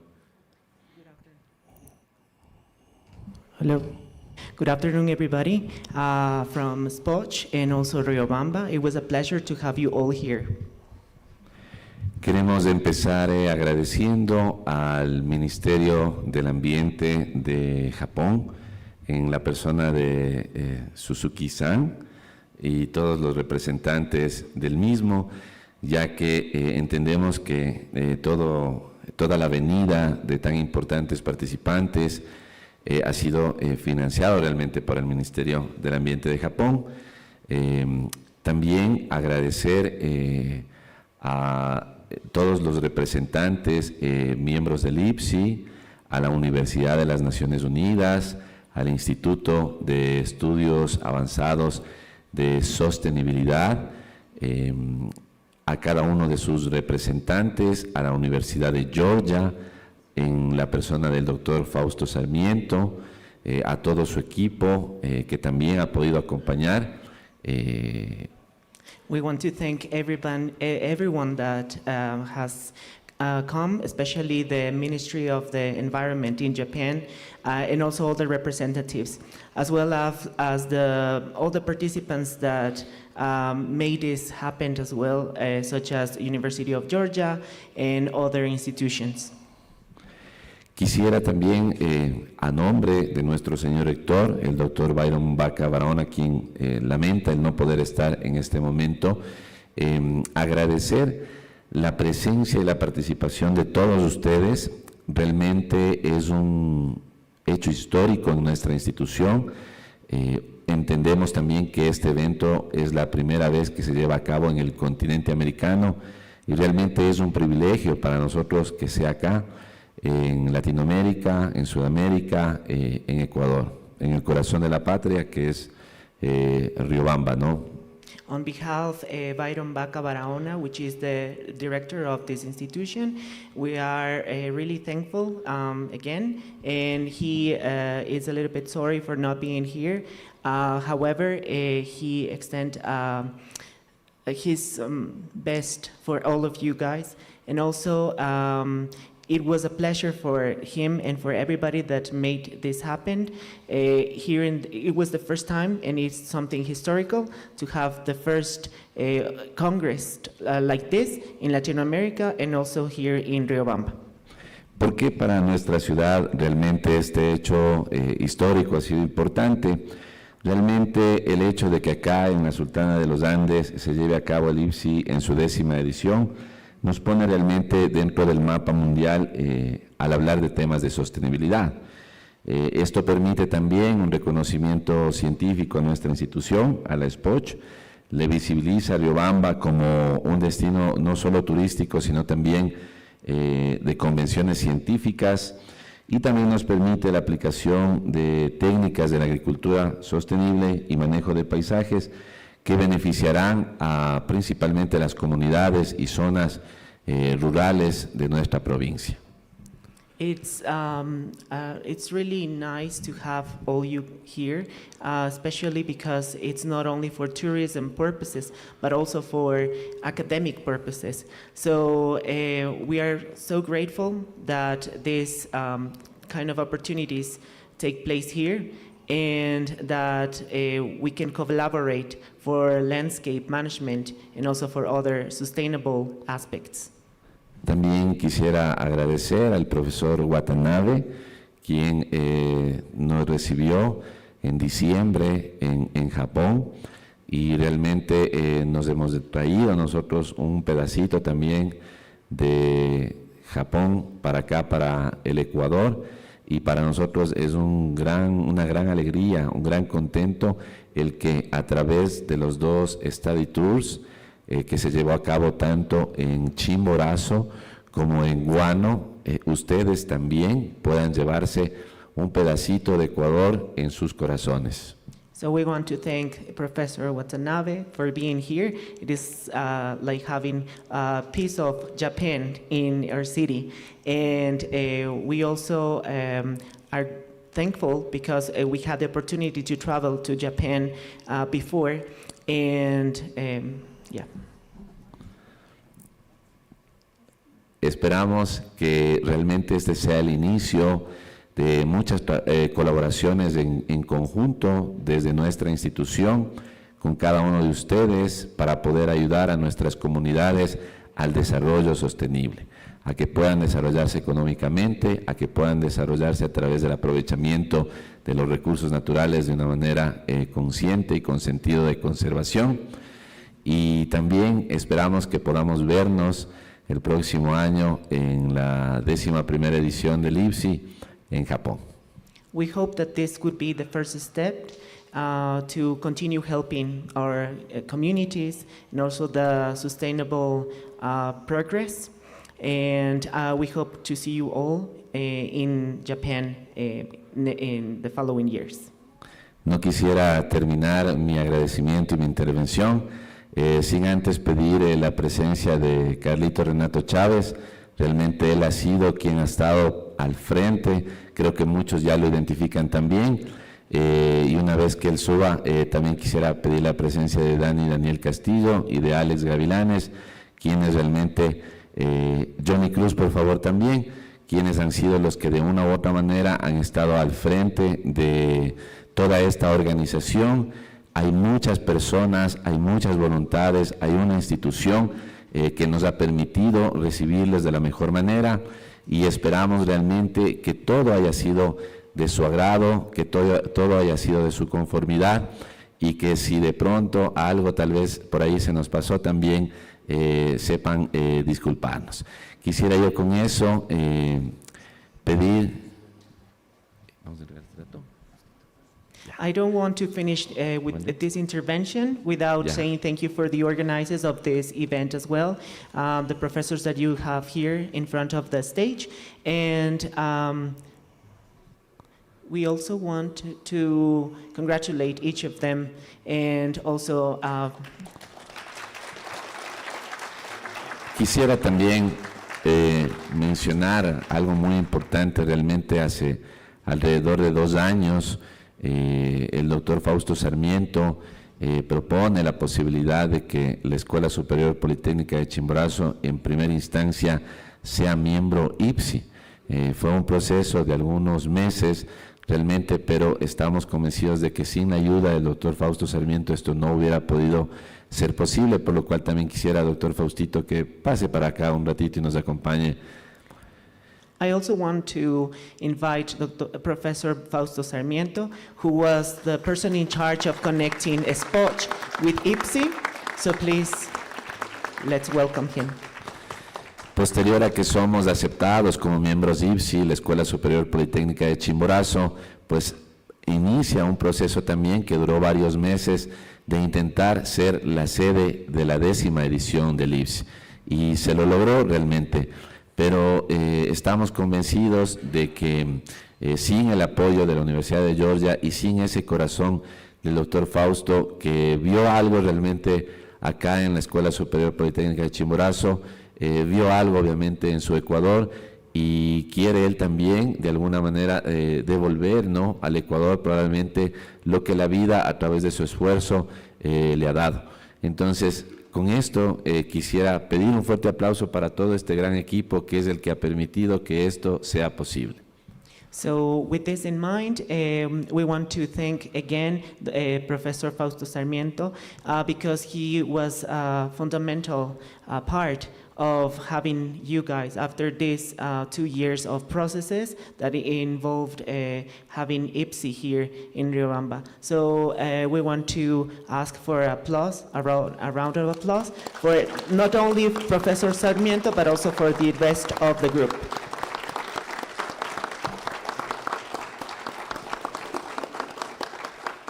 Y con esto quisiéramos también hacerles la entrega de un pequeño detalle a nombre de nuestra institución para que se lleven otro pedacito más de nuestro querido Ecuador. We also want you to give some souvenirs, so then you can have a piece of Ecuador with you as well.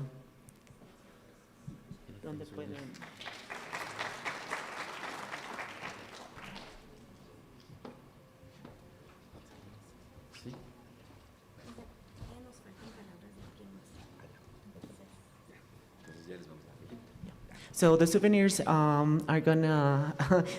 not gonna be given yet. We're gonna finish with another part of this event, and then we're gonna give the souvenirs. Thank you so much for your patience and your consideration.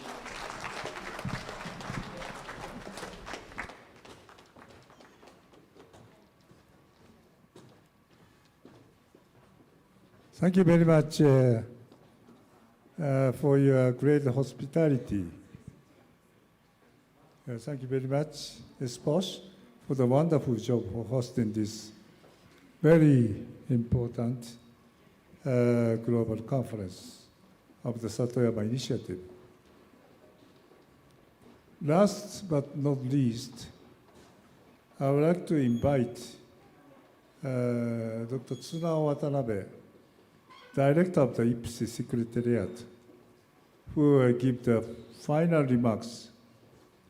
After his remarks, we will invite all to get together for the group photo. So please remain seated in the room. Tsunao-san, floor is yours. Thank you, Professor Takeuchi. Buenos tardes, damas y caballeros. Gracias a Ecuador por recibirnos. Good afternoon, everyone. As we conclude the 10th Global Conference of Ipsi, I would like to sincerely thank all of you for your active participation and meaningful contribution over the past 3 days. I would like to express our deep appreciation to our hosts here in Riobamba, Espoch, and to our co-organizing partners, including University of Georgia and the Ministry of Environment of Japan. Your collaboration and dedication made Ipsi 10 possible. This conference has been especially significant for very important reason: the adoption of actionable implementation plan. The strategy and plan of action adopted at Ipsi 9 in Akita in 2023 set out 5 strategic objectives to advance socio-ecological production landscapes and seascapes, and to contribute to the Kunming-Montreal Global Biodiversity Framework. Over the past months, Ipsi members, lead organizations, and thematic working groups have worked hard together to develop the actionable implementation plan. Today, with its adoption, we take an important step forward. The AIP provides practical guidance on priority actions, examples of activities, and opportunities for collaboration. It helps translate our Ipsi shared vision into coordinated and concrete action. We would like to continue updating this AIP as a living document, taking into account discussion here and future international discussions. Throughout this conference, we have had inspiring examples from landscapes and seascapes around the world. These discussions have shown that community-based, integrated, and landscape-level approaches are not only necessary, they are already delivering results. Here in Ecuador, as in the landscapes of Chimborazo that many of you visited yesterday, we are reminded of the deep connection between nature, culture, and community that lies at the heart of Cyprus. Now, our responsibility is clear. We must move from dialogue to implementation. I encourage all Ipsi members and partners to use the AIP as a reference, identify where you can contribute, and continue building partnerships that bring tangible benefits to people and nature. Ipsi's strength lies in its diversity and collaboration. Together, we can accelerate actions toward 2030. Thank you once again for your dedication and commitment.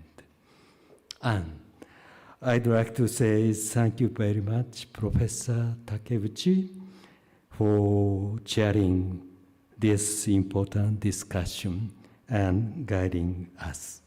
I think he is the father of our Satoyama Initiative. Thank you very much, Takeuchi-sensei.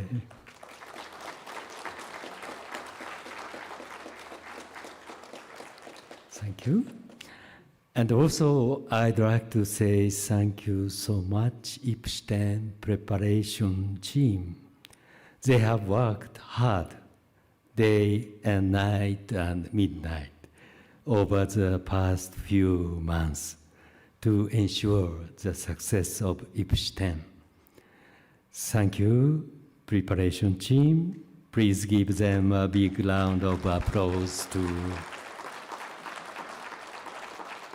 Thank you so much. Lastly, I wish you a safe journey home, and I look forward to continuing our work together. Let's meet again at Ipsi 11 in Yokohama next year. Muchas gracias. Thank you very much. ありがとうございました。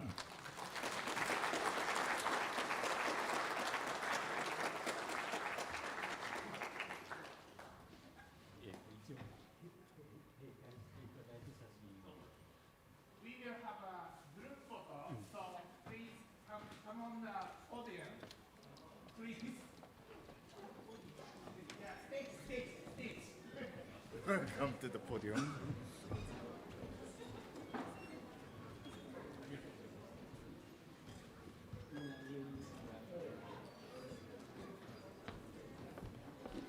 Atsunoさん、電話を。あれ違う人の？誰でしょう？上にみんな上がれば、上にステージ、they can come up on the stage. Yes.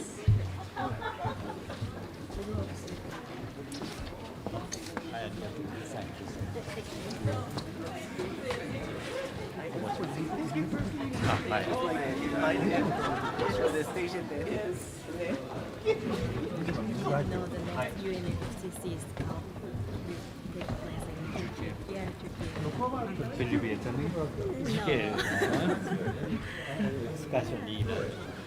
He was in Albania last No. year? No. In Armenia, it's going to be the CBD. Yeah, Oh. yeah. The last, was it Brazil? Azerbaijan. Online participant, please turn your video. Anyways. Yeah, Azerbaijan hosted. It was the last one. Last year, somewhere else. 2 years ago, it was Azerbaijan. I'm not sure. Maybe. I'm not sure. Let's go.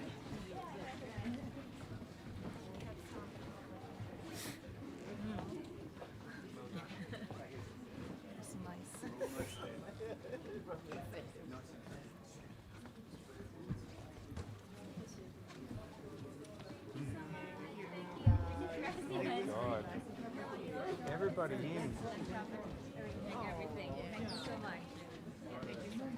行きましょう行きましょう。うんうん。ね。ちょっと今。Hello, those who are participating online, we will have a group photo session, so if possible, please turn on your camera. Thank you.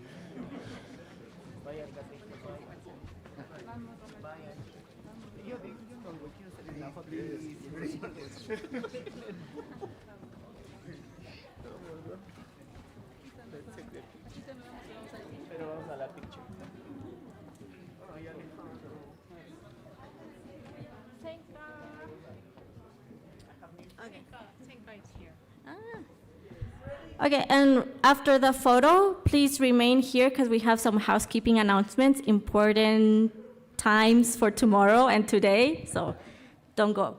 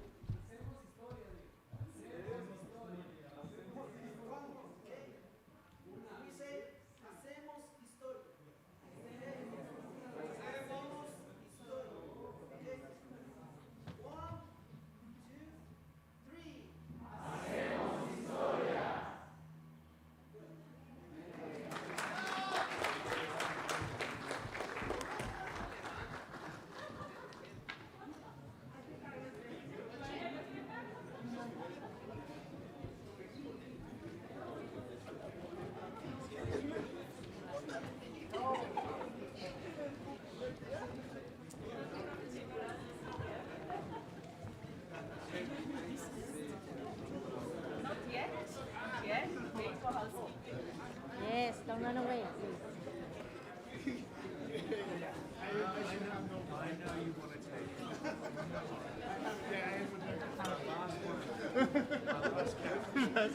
Last cap. Okay. Maybe it's a good idea to announce the participants could go now.